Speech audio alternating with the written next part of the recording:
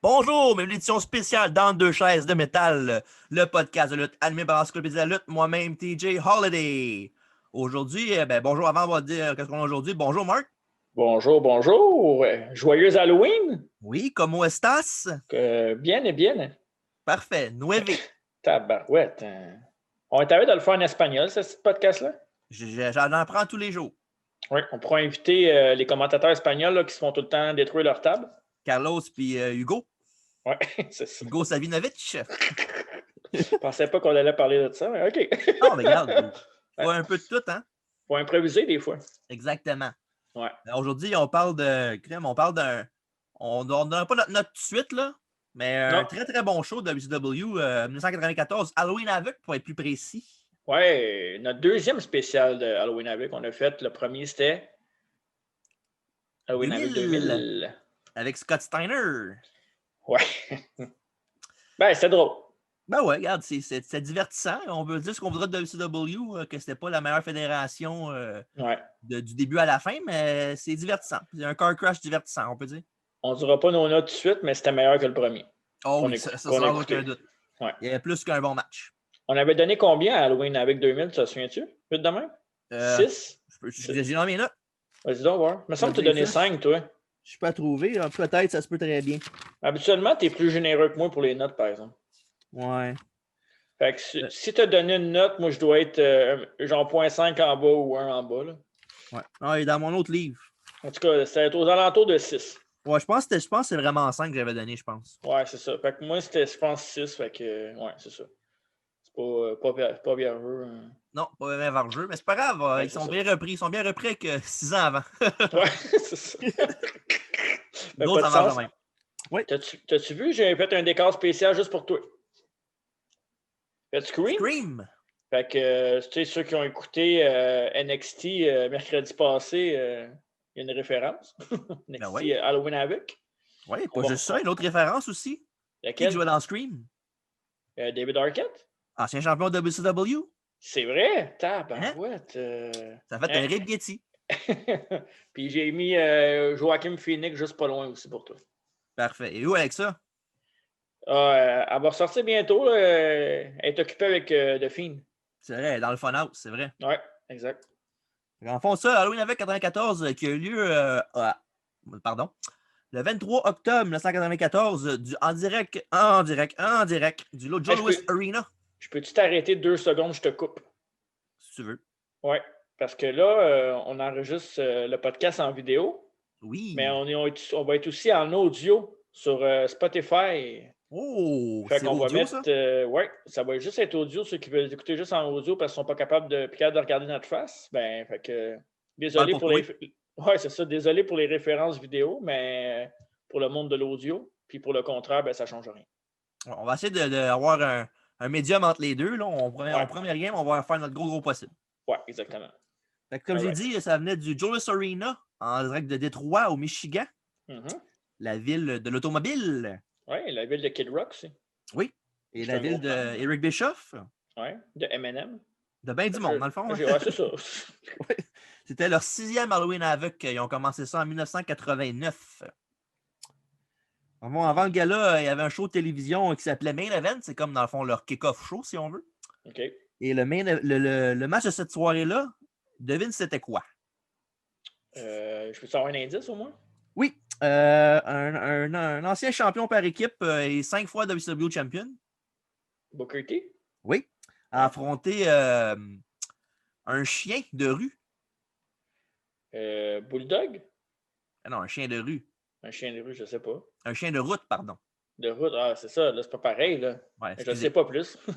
Road Dogg! Oh, pour vrai? Oui, Booker T a affronté, dans le fond, Brian Armstrong, pardon, je vais le dire.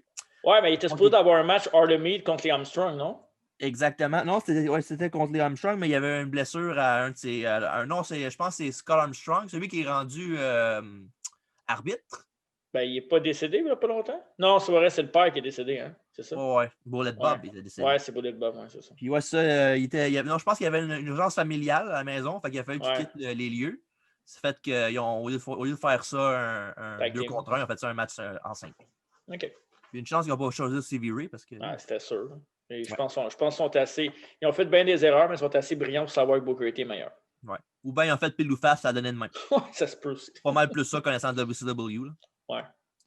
On a une petite intro vidéo avec des images, évidemment, de Ric Flair et Hulk Hogan, le main event de la soirée dans une cage. Beau, une cage. Puis tu nous avais dit dans un preview que c'était leur premier match single. Ah ouais. Puis tu t'es trompé à l'encyclopédie. Oui, oui. Hein? Mais WCW, je vais être bien franc avec toi, c'est pas mon meilleur domaine. Là. Surtout les années vieux, avant la NWO. Là. Ouais, c'est normal. Ouais, mais bon. Mais trompe-toi pas trop souvent parce que je pourrais te battre à la fin du show dans le quiz. Hein? C'est vrai, on sait jamais. Hein? Comme dirait un sage, on sait tout le temps. Ouais, c'est ça, exact. Puis au micro, on a les commentateurs, on a M. Tony Chevanney. Yes. Notre excellent annonceur à Dynamite maintenant. Ouais. Il est accompagné de l'excellent aussi Bobby the Brain Heenan avec son petit carcan. Il était blessé au cou. Pourquoi, tu sais-tu? Non, je m'en souviens pas. Ben, peut-être qu'il a pogné une fraîche. Je pense que c'est pas un work. Je pense que c'est vraiment un shoot. Puis il s'était blessé au cou. Il y a des problèmes de cou. Je pense qu'il luttait au Japon des années 70. Puis il luttait contre un lutteur. Puis à un moment donné, je pense qu'il est tombé sur le cou. Puis il a failli se casser le cou. OK. C'est pour ça qu'il avait commencé à arrêter un peu, être manager, être sur la route parce que ça lui faisait plus mal au cou. OK. C'est pour ça qu'il était plus commentateur comme la WCW, mais avant ça, WBF, évidemment. T'as-tu déjà vu un match, toi, de Bobby the Brain? Ouais, j'ai déjà vu des matchs avec lui contre le Warrior. OK, j'ai jamais vu de match. Il était contre l'Ultimate Warrior, puis c'était un match que c'était dans un Weasel suit.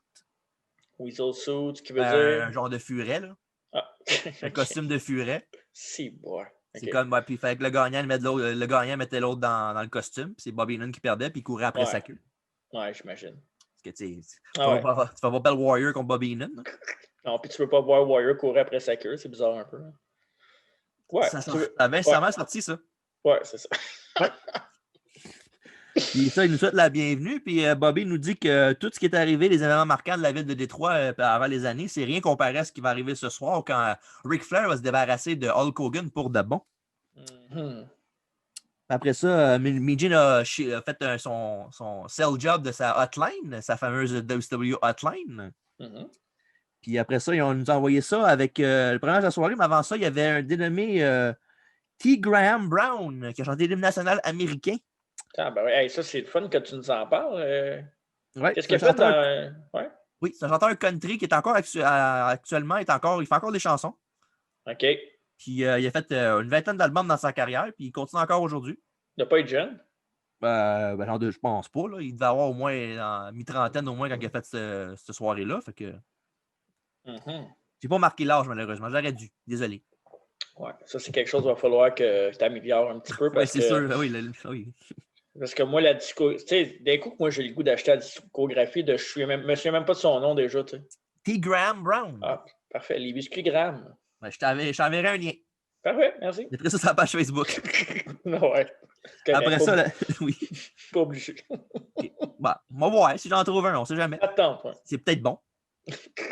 Match numéro 1 de la soirée. On commence en force avec un match pour le championnat de télévision entre Honky Tonk Man qui a affronté Johnny B. Bad, aussi connu sur le nom Mark plus tard. Merrow. Oui, de Mark Merrow, le Marvelous One. Parce que je voulais juste te dire que je connaissais ça, moi aussi. Ouais, je veux juste prouver que tu connais un peu de lutte. Ouais, ben tiens, c'est ça. Regarde ça pour la fin. Ouais. C'est bien ça, c'est une des questions de Dave, c'est pas ça. Si, ça serait le fun, il y en aurait peut-être une. Peut-être.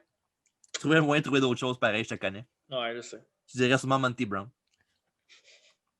Pour les matchs de combat championnat de télévision, dans le fond, c'est des matchs avec des gens limite de 10 minutes. Évidemment, parce que c'est un championnat de télévision, ils n'ont pas tout le temps au monde pour faire leur match. Fait qu'ils ont fait ce petit règlement-là pour ça. C'est un bon règlement, je trouve. Ouais, ce qui fait que c'est le fun. Ouais. Sauf qu'en même temps, c'est le fun. En même temps, c'est sa télégraphie pas mal quand ils commencent à dire 2 minutes au match, 8 minutes au match. Ouais, mais c'est le genre de. Ben, je sais que AEW le font, mais c'est des matchs de 30 minutes, fait que ça fait moins. Je pense qu'ils en parlent juste aux 15 minutes. Sinon, ça fait très Fédération québécoise, là, où il le faisait de temps en temps aussi. Là, il disait le temps restant au match. Ouais. Puis ça, AEW, souvent, c'est les premiers matchs de la soirée là, qui font ça, là, parce qu'il n'y a pas de commercial à Dynamite là, pour le premier match. Ouais. Puis c'est ça. OK.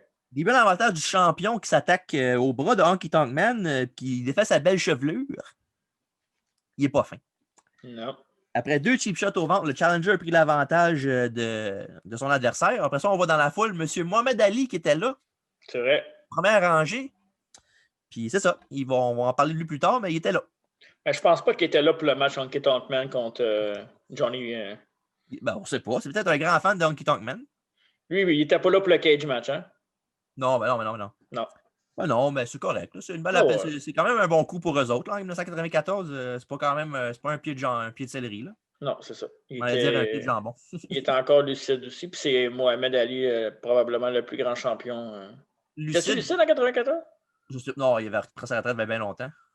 Ouais. Il n'est pas très lucide non plus, comme tu dis, je pense pas. Là, il y avait un peu de Parkinson. Puis, ouais, mais tu sais, il y a un moment donné que ça se détériore, là, mais ça reste que c'est Mohamed Ali. Fait que... Ouais, c'est ça. C'est ça. Après ça, il y a Honky Tonk Man qui a essayé son shake, rattle and roll, son petit neck breaker en twistant même. Probablement son meilleur move. Ouais, mais son finish. Son finish, ouais. Un finish que dans Indy, plus tard dans sa carrière, il faisait sans tomber. Pour vrai? Ouais, c'est le gars qui prenait le bump, puis il fait juste rester debout. Super. Ben, il est pas fou. Il est plus capable de suivre le coup. Fait qu'il a fait fuck off. Ouais. Mais son tentative de shake, rattle and roll était renversée avec un backdrop de Johnny B. Bad. Après ça, M. Johnny a manqué une charge dans le coin, puis Honky Tonk Man a essayé avec un pin avec les pieds dans les cordes, mais le ref l'a vu faire, fait qu'il il a poussé les pieds. Ça, on annonce que 3 minutes restent au match. Après ça, il reste 2 minutes, mais Honky prend son temps avec un rear chinlock au lieu d'aller pour le coup final pour battre Johnny B. Bad. C'est là qu'on voit la fin arriver. Là, on sait que ça va être la fin. Ouais, c'est ça. Et s'il arrêtait vraiment le goût de gagner, il aurait fait son finish bien avant ça. Là. Puis en même temps, tu n'as pas, mettons, tu sais, les matchs, mettons, beat the clock où tu as l'écran géant puis que tu voyais combien de temps qu'il te restait dans ce temps-là, c'était vraiment plus le commentateur ou, tu sais, sûrement que l'arbitre donnait des cues aussi, là. Mon oreillette, là. C'est ça, l'arbitre aide toujours dans le match, mais c'était pas aussi tête que ce l'est, mettons, aujourd'hui. Même encore là, aujourd'hui, des fois. Ouais. C'est ça. Il n'y a rien de parfait, hein? Non, exact. Ça, il reste 1 minute et là, c'est là que Johnny B. Bad a un regain d'énergie avec un knee lift, un back elbow, mais son punch est docké par Honky Tonk Man qui fait une back suplex. Mais malheureusement, c'est tout le temps qu'on a. Il y a un time limit draw. Fait que merci d'être venu. Merci d'être là pour le podcast. On a fini. Yes, merci beaucoup. Écoutez-nous sur Facebook, YouTube. Mais avant, c'est ça avant qu'il devienne Mark Merrow? Ben oui, ben avant. Là. Ben avant. Jamais été Mark Merrow de WCW. T'es sûr? Sûr certain. Il n'a jamais été. Même pas la dernière année? Ou... Non, il a tout le temps été Johnny B. Bad, tout le temps. OK. La WWF qui est arrivée en 96 à WrestleMania, qui là, il était Mark Merrow. OK. Ou Mark Morrow, comme disait Todd Pettengill au début. OK. Puis c'est ça. Un coup que le temps était mentionné, on savait que on voyait venir le time limit draw. Là, surtout quand tu connais là un petit peu, là, en Mark. Ouais. Ben oui. Hey, c'est quoi cette affaire-là? Oh non, j'ai rien dit. Au moins, écoute les shows. C'est vrai. Bon point. Après ça, après le match, on a essayé d'attaquer Johnny B. Bad, mais ça a été renversé. Puis au lieu de manger une volée, ben, l'autre s'est poussé. Pourquoi pas? C'est ça. Ben ouais, tu sais. Puis après ça, les deux sont affrontés de nouveau au Clash of Champions 29. Et encore là, remporté par Johnny B. Bad. Mais après ça, il était supposé avoir un rematch à Starrcade 94. Mais Honky Tonk Man a quitté la WCW après une dispute contractuelle avec Eric Bischoff. Puis encore à ce jour, les deux ne sont pas en bon terme, mettons. Bon. Honky Tonk Man, en même temps, c'était un des chums d'Hogan. Fait que ça m'étonne qu'il n'y ait pas de capable de trouver une entente. Là. Ouais. Dommage pour le Honky Tonk Man. Ouais. Ben, fait que c'est ça. On va venir au match. Un bon match, même si on savait, on voyait la fin venir. Les deux temps ont fait un bon match. Ça a peut-être gâché un peu la fin, la dynamique pour la fin, là, parce que c'est pas évident. Là, tu passes, mettons, d'un chin-lock, OK, c'est bientôt le finish, OK, il n'y a pas de gagnant. Fait qu'il faut que tu fasses à croire qu'il va y avoir un gagnant, mais finalement, il n'y a rien. Là. Ouais, c'est ça. Mais bon match. Exact. Après ça, Tony nous envoie un footage de Clash of Champions 28, le 24 août, quand Hogan s'est fait frapper à la jambe par un gars masqué. Puis après le coup, ils l'ont mis sur une civière, puis malheureux, mais il est revenu plus tard dans la soirée, c'est Hulk Hogan, hein, on s'entend. Ben oui. Pour son match contre Flair, puis là, le genou tapé. Puis après le combat, le masqué est revenu leur poignet. Puis après ça, ils l'ont un peu tabassé à 3 contre 1 avec Arn Anderson aussi qui était là. Ouais. Et au main event, le 9 octobre, main event, dans le fond, un petit fun fact de même, c'était avant qu'il y ait Nitro, évidemment. Mm-hmm. Puis dans ce temps-là, c'était Saturday Night Main Event, c'était leur. Non, Saturday Night, de WCW Saturday Night, pardon. C'était leur Nitro, si on veut. Nitro est arrivé en 96 ou 95? En 95, oui. 95, oui, c'est ça. Ouais. Il me semble que c'était en janvier, si je ne me trompe pas. Ça ferait du sens. Tu commences la nouvelle année avec un nouveau show. Hein? Non, bien plus tard que ça. Je pense que c'est arrivé en septembre, je pense. Oui, parce qu'il y avait Lex Luger qui était parti de la WBF, qui était là après. Puis il est parti au mois d'août en 95. Fait que c'est pas mal début septembre, je pense. Après ça, on nous a montré une vidéo amateur tournée à Chicago. Où ce qu'on a vu Ric Flair et Mr. T sortir du resto de Michael Jordan ensemble. Mr. T qui était l'arbitre spécial pour le match de la soirée, le main event. Mr. T qui a tout le temps un peu baigné dans le monde de la lutte. Hein? Oui. Pas été dans le Hall of Fame pour rien. Hein? Ouais, son gros speech avec sa mère. Là. Oh, wow. Allez écouter ça si jamais vous avez une chance. Là. Ouais, ça vaut la peine. Ouais. Puis c'est ça, fait que là, les commentateurs, ils parlent comme quoi ils ont peur qu'il soit dans le back pocket de Ric Flair, évidemment. Mais est-ce qu'il l'est vraiment? À suivre. On verra ça dans le main event. Oui. Après ça, match numéro 2 pour le championnat par équipe de la WCW. Pretty Wonderful, l'équipe composée de Mr. Wonderful Paul Orndorff et de Paul Roma. Pretty Paul Roma, à fond Pretty Wonderful. Combien les deux? Et voilà. A affronté l'équipe de Stars and Stripes, l'équipe de Marcus Alexander Bagwell et de Patriot, un de tes préférés. Ben oui. Écoute. Qui n'aime pas de Patriot, hein? Ouais. Ben. Moi, j'aime les Patriots, mais toi, t'aimes les Patriots. Ouais. Mais on parle pas trop des Patriots parce que. Non, c'est ça. Après ça, c'est ça. Tony nous a dit que Bagwell, justement, l'année d'avant, Halloween 93, il était en changement par équipe aussi en même temps, mais cette fois-ci, c'était avec Too Cold Scorpio qui était aussi après ça. Flash Funk. Exactement. Yeah. C'était cool, lui. J'aimais bien. Puis après ça, ils nous ont dit aussi qu'ils avaient gagné les ceintures à Saturday Night, justement, qui était leur Nitro de l'époque. Ils avaient gagné ça le 25 septembre. Ils ont gagné ça de Pretty Wonderful, justement. Ça, c'est ça. Puis, comme j'ai dit, 93, il était dans les ceintures par équipe encore, mais c'est les Nasty Boys cette fois-là qu'ils avaient battu. Moi, j'ai toujours. Tu sais, le physique de Paul Orndorff, c'est pas mal ça qui fait sa réputation, si on peut dire. Il avait un excellent physique, mais j'ai jamais trippé sur ce lutteur-là. Hein. Mr. Wonderful? Ouais. Ben, c'est parce que c'était plus un vieux lutteur. Là. C'est pas ouais, mais. Je sais pas. Mais même, j'ai vu des vieux matchs de lui là, par curiosité. Puis on dirait que c'était comme un genre de Lex Luger de l'époque, mais j'aime quand même mieux Mr. Wonderful que Lex Luger. Ben, c'était un meilleur travaillant que Lex Luger. Là, ouais, c'est ça. Il y avait un bon look, sauf que c'est sûr que WWE, dans ce temps-là, il y avait beaucoup de monde qui avait le même look que lui à peu près. Là. Ouais. Mais si j'ai à suggérer un match au monde pour voir Paul Orndorff, je suggère un match qu'il y avait contre Hulk Hogan, un combat de cage, justement. Oui, je me souviens de ça. Nice Main Event, je pense, en 1988, je pense. Ça, la date, je ne pourrais pas te dire, mais je ne non plus, mais je me rappelle le match. Ouais. Le match avec le fameux photo finish, là, les deux en même temps, mais c'est Hogan qui est tombé une fraction de seconde avant. Excellent match, pour vrai. Ouais, je suggère de regarder ce match-là. J'essaie de le trouver, je vais le mettre dans les commentaires. Pour vrai, là. Ouais, pour vrai. C'est une belle manœuvre de Roma qui jump dans le ring, qui jump la troisième corde, mais de dos pour se retourner sans mettre les mains sur les cordes pour tourner de l'autre bord. C'était impressionnant, ça. Ouais. Je ne m'attendais pas à ça quand j'ai vu sauter de même. Je dis, il va sauter, faire un back elbow. Mais non, il saute dans les airs, il monte dans le turnbuckle, puis il se retourne de bord. C'est un peu comme dans les jeux vidéo, des fois, là, qu'il faut juste se retourner. Ben, moi, je m'attendais à rien de moins de Roma. Ça aussi, c'est un lutteur qui a un bon look, puis c'est un good hand. C'est juste que ça n'a pas été le gars le plus charismatique, si on veut. Ouais, puis pour vrai, quand t'es pas charismatique dans la lutte, il faut vraiment que tu sois bon dans le ring, une coche au-dessus des autres. Là. Lui, il était pas excellent, il était bon. Il était juste bon, il était correct. Mais il y en avait combien comme lui, puis c'est ça l'affaire. Ouais. Mais je ne sais pas si tu sais, mais maintenant, il y avait des shows d'interview avec lui, puis il disait comme quoi Ric Flair était jaloux de lui. Pour vrai? Non, ça, je savais pas. Parce qu'il était plus beau que lui, plus talentueux, puis toute l'équipe. Ben, là, la beauté m'en fout pas mal. Là. Je ne voudrais pas là-dessus, mais le talent, on s'entend qu'il y a comme un petit gap entre les deux. Là. Ouais, vraiment. Ouais. Pretty Dumb. Oh.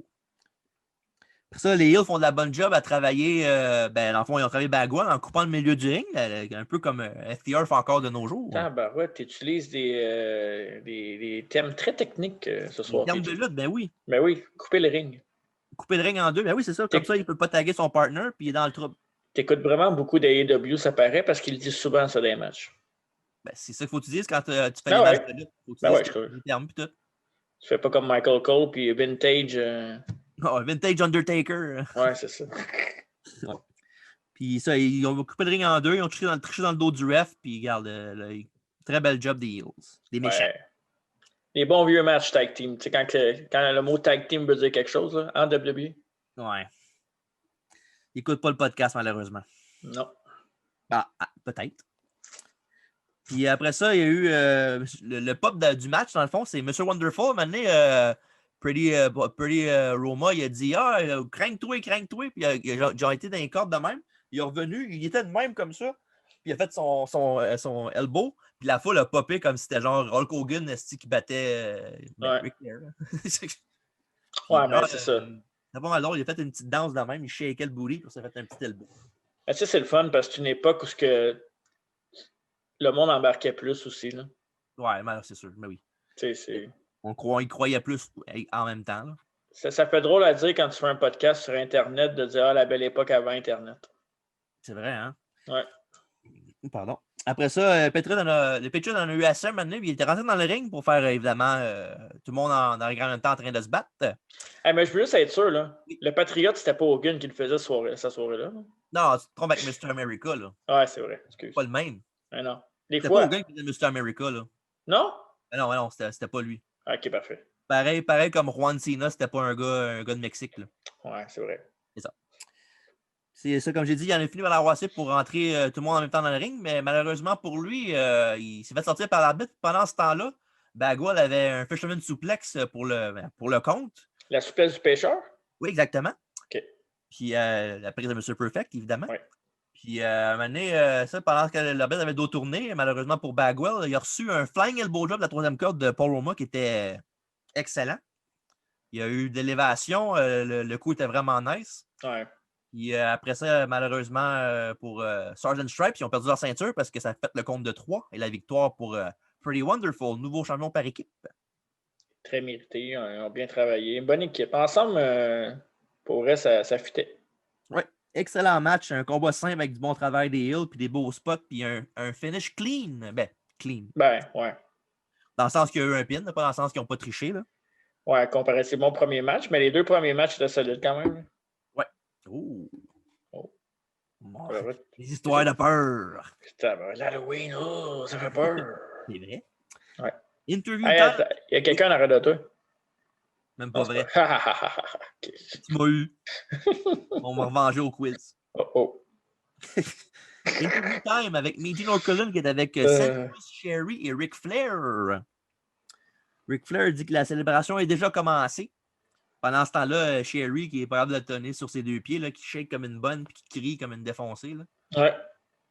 Puis ça, il dit que la plus grosse star de la WCW, la plus grosse superstar, il n'a pas dit le mot lutteur, va nous quitter ce soir quand il va battre Hogan, parce que, tu sais, dans Ric Flair, c'est le meilleur lutteur, tandis que Hogan, c'est la meilleure superstar. C'est vrai. Puis il disait que les deux vont marcher dans l'allée, les deux vont monter dans le ring pour s'affronter face à face, mais qu'il va être le seul à sortir vainqueur. Puis dans une couple d'heures, Hogan, sayonara. Ouh, sayonara. C'est ce qu'il a dit. Je répète. Ouais, c'est vrai. Ouais. Après ça, on va au Saturday Night, WCW Saturday Night, pardon. On voit Kevin Sullivan engueuler son frère Dave. Pas Dave qui fait le quiz, là. Non, pas Dave qui fait le quiz. OK. J'ai peur. Ouais. En lui disant que faire ce qu'Hogan dit, genre prendre les vitamines, say your prayers, ça marche pas pour du monde comme eux autres. En quelle année Hogan est parti de la WWF? En 93. OK. Fait que c'est pas longtemps après, là, c'est un an après, même pas. Ouais. Sa dernière apparition avant qu'il revienne en 2002, c'était il avait lutté contre Yokozuna King of the Ring 93. OK. Puis il avait perdu avec le. Tu sais, il y avait amené le finish du match, il y avait un photographe. Il a fait une photo de lui, mais il y avait une boule de feu qui était dans sa face. Ah oui, c'est vrai. C'était Andrew Whippleman qui le faisait, justement, le ce caméraman. spot-là, ouais. Puis il a perdu à cause de ça. Puis c'est ça qui a fait sa sortie à la WBF. Mais en tout cas, à la télévision, en tout cas, parce qu'il a continué après ça d'un tour de l'Europe ou du Japon, un des deux. Fait que, après ça, il a repris l'idée de la boule de Freak Ultimate Warrior. Ouais, mais disons que ça y est retombé d'en face. Ouais. Dans les deux sens du terme. Puis après ça, Dave Sullivan a fait gifler son frère. Puis plus tard, dans le même show, Kevin Sullivan a attaqué son frère pendant qu'il était acteur du ring avec une coupe de petits coups de pied bien placés. Ça se fait pas, ça, son propre frère. Non, hein. Old Flesh and Blood, hey. On n'a jamais vu ça dans la lutte en plus. Là. Ce qui nous amène au match numéro 3. Oh. La bataille entre les deux frères. Ah, ben tabarnak, que c'est ça. Je m'attendais pas à ça. Benoît Langlais. Non, c'est pas eux autres. Kevin Sullivan a affronté son frère Dave Sullivan. Dave était tout habillé en Hulk Hogan ce soir. On dirait un gros Hulk Hogan overweight. C'est ça. Dans le fond, regarde.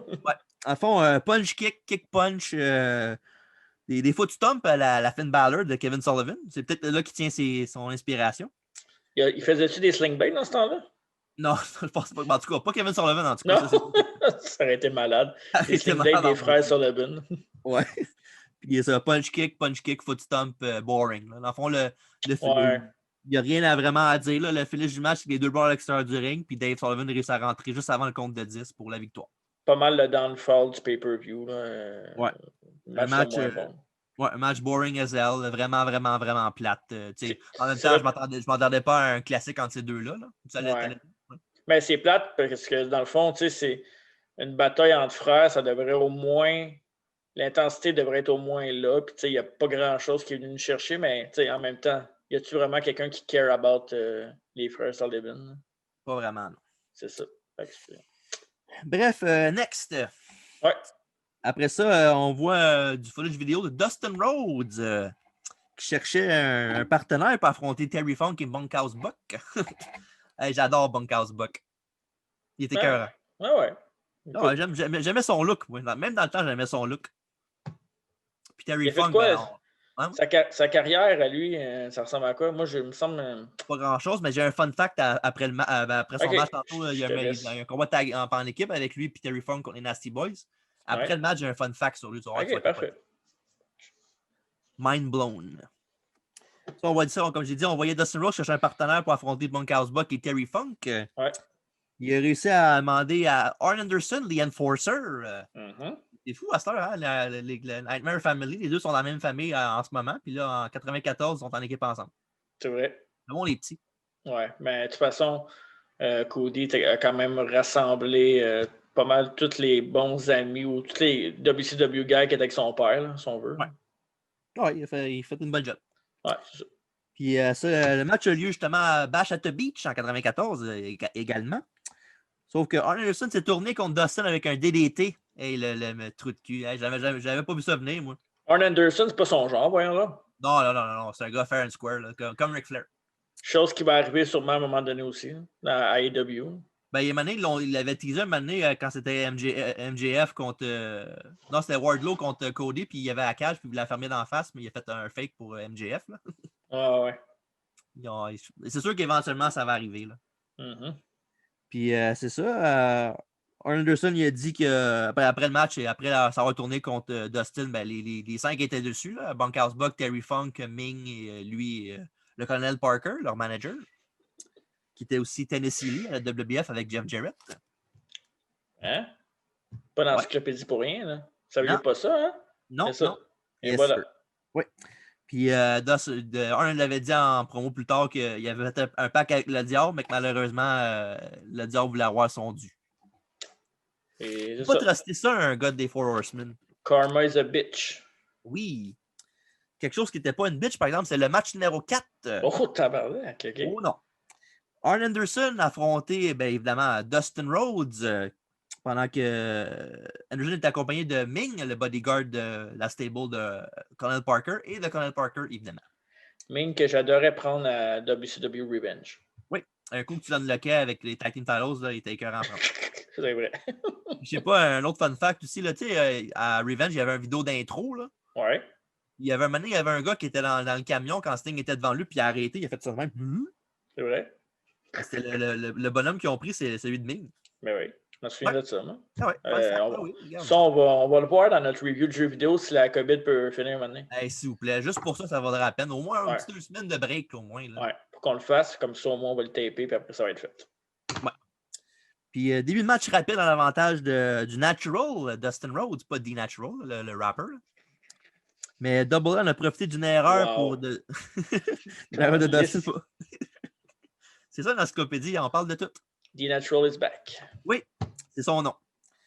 Anderson a profité d'une erreur de Dustin pour prendre l'avantage du match, comme je viens de dire. Sauf que Anderson a manqué une close line puis il a frappé le poteau. Puis Rose en a profité pour travailler le bras du Enforcer. Smart. Ouais. Ça, il a sauté. Rose a sauté proche des cordes d'un Anderson, mais Double A s'est tassé. Fait que Dustin a comme clearé le ring. Puis il a clearé même les steps qu'il y avait en bas du ring. Parce que l'autre, pour leur entrée, il y avait des steps. Ouais. Il a même clearé ça, puis il était dans la rampe. C'est vraiment un petit beau bump. Là. Ça, c'est Arn Anderson. C'est un des lutteurs que j'aurais aimé voir plus lutter, mettons. Je te dirais, mettons, aujourd'hui, écouter des matchs d'Arn Anderson dans son prime. Là, que ce soit lui qui soit là dans son. C'est un des lutteurs que je regrette de ne pas avoir vu lutter plus souvent en live, mettons. Hein. Ouais, non, c'est. Dans le ring, là, c'était un des meilleurs lutteurs techniques qu'il y avait. Là, ouais, une petite bonne tête de lutte. Là. Ouais, c'était pas le gars qui avait le meilleur physique. Là. Il me fait penser un peu, on en parle depuis tantôt, là, FTR. Ouais. D'autres aussi, ils n'ont pas des super physiques, mais ça fait que dans le ring, c'est des machines pareilles. Là. Ouais, exactement. Arn Anderson, ça paraît pas pour rien qu'ils comparent souvent les Tully et Arn à FTR. Ouais. Après ça, quand Rose a fait un body scissors à Arn Anderson, dans le fond, il l'avait pogné entre les jambes, ciseaux entre les jambes. Ouais. Arn Anderson, il a été smart. Ce qu'il a fait, c'est qu'il s'est promené jusqu'au cordes, puis il a comme fait la guillotine dans le corde avec Dustin. Il était déjà placé pour ça. En plus, c'était vraiment un beau spot, ça aussi. Ouais. Puis après ça, comeback de face avec Dustin qui va d'un. Ben, dans le fond, le comeback de face habituel, là, des close lines, des body slams, puis tout le kit. Là.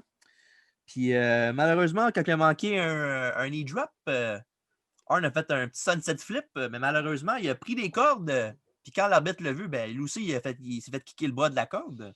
Pendant que Anderson plaidait son innocence, de toute façon, on en a profité pour faire un roll-up lui-même pour le compte de 3. Victoire surprise. Oui, excellente chimie entre les deux. Deux bonnes têtes de lutte. Puis, la psychologie, là, tu voyais que c'est ce qu'il faisait. Ouais, c'est ça. Tout un match. Les deux lutteurs avaient une histoire qui se tenait, puis l'exécution était parfaite aussi des moves. Là. Il n'y avait pas de temps mort, il n'y avait pas de moves que tu faisais. Ah, c'est. Il me semble qu'il a manqué celle-là. Là. C'était vraiment genre. Vraiment ces deux gars intenses, tu ne verras pas des moves un peu mous. Là. C'est vraiment ces deux lutteurs qui rendent quand même bien leur move en étant sécuritaires pareil. Là. Exactement. Ouais. C'est stiff, ça rentre au poste, mais ça fait pas mal. C'est ça. Puis c'est ça. Match à date, c'est mon match of the night à date. Oui, ben oui, facile. Est-ce que ça va tenir le coup? On ne sait pas. Ben moi je le sais. Là. Ben ouais, moi aussi, j'ai écouté le show. OK. Parfait. Après le combat, ben, justement, un peu comme le thème de la soirée, Arn a essayé de faire un close line. Il a fait un close line justement à Dustin qui a réussi, qui a fait le petit flip à la Rikishi. Là. Ouais. Upside down.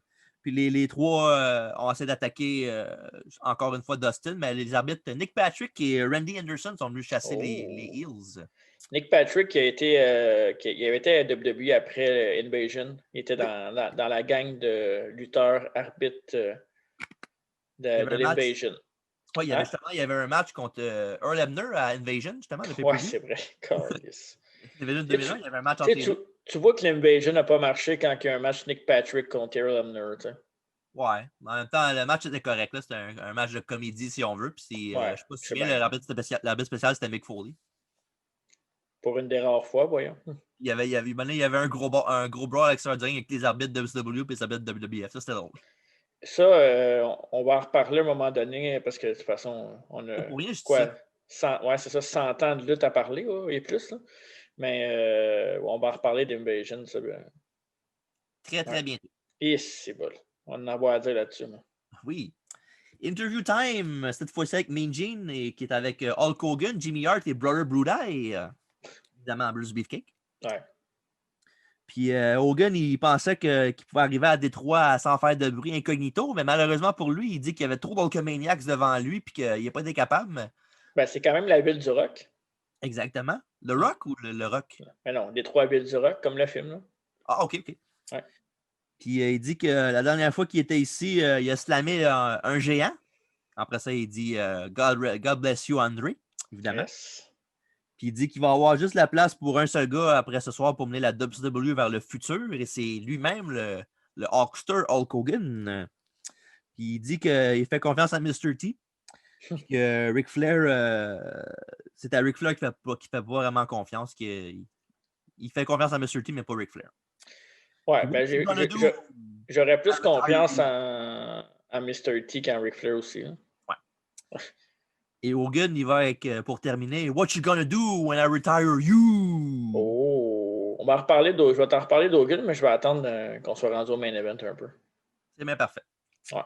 Ça, on a un petit recap vidéo de Fall Brawl 94. Ça, c'est. Je le savais, là, mais ça fait bizarre de voir ça. Stunning Steve Austin avec des cheveux. Puis un look totalement différent. Ouais. Ça, il était censé affronter Ricky the Dragon Steamboat, un autre excellent lutteur, ça aussi. Mais pour le championnat des États-Unis, mais malheureusement, Steamboat était blessé au dos legit, là, pour vrai. Ouais. Puis, évidemment, Austin a fait son baveux. Il disait comme quoi qu'il est chanceux de ne pas avoir le match parce que sinon, il aurait mangé une volée. Puis, le président de l'époque était Nick Bockwinkel, un ancien champion de la AWA. C'était lui le GM, puis le GM, le président, si on veut. Puis, il avait ordonné à Austin à défendre sa ceinture right on the spot contre un lutteur mystère. Mm-hmm. Puis, Austin, il n'était pas content, il a chialé pas mal. Et l'adversaire mystère s'est avéré être. Qui? Oh! Axa Jim Duggan, tout frais de la WWF, évidemment. Puis, pas capable. Pas capable. Pas capable. Ouais. Je déteste Jim Duggan. 35 secondes plus tard, avec un backdrop, il a gagné la ceinture des États-Unis. Ça paye à avoir Hogan comme grand chum, hein? Ouais. Pas pour rien qu'Austin était frustré à WCW à part ça. Puis en plus, tu sais, moi, j'ai vu quand même, je te dirais, pas mal de matchs de Stunning Steve Austin à WCW. Puis pour vrai, il était tellement bon. Là. Ah, ça, c'était. On parlait de Arn Anderson tantôt, là. C'est pas le même genre vraiment, mais les deux étaient techniques au bout. Là. Austin, il y avait de la rapidité, ses moves rentraient bien. Puis il était charismatique quand même. Là. Je comprends pas pourquoi. Pourquoi ça n'a pas fonctionné? Il aurait pu facilement avoir un spot de mid-card à WCW avec toutes les merdes qu'il a passées là. Ouais. C'est méchant un peu, là, mais il y en a qui ont eu des chances, là, puis des ceintures qu'ils n'auraient peut-être jamais dû avoir. Mais l'affaire avec Steve Austin à WCW, c'est qu'il ne se protégeait pas beaucoup. Non. C'est pas pour rien qu'il y a eu beaucoup de blessures. Là. Si tu regardes les bums qu'il faisait, à WWE, c'était moins pire. Là. Il était plus. Il avait modifié un peu son style de lutte, mais à WCW, moi j'ai vu des matchs de cage, entre autres avec Sting, puis je pense que c'était un match, c'était pas Sting contre Austin, mais je pense que c'était un 8-man tag dans une cage ou quelque chose comme ça.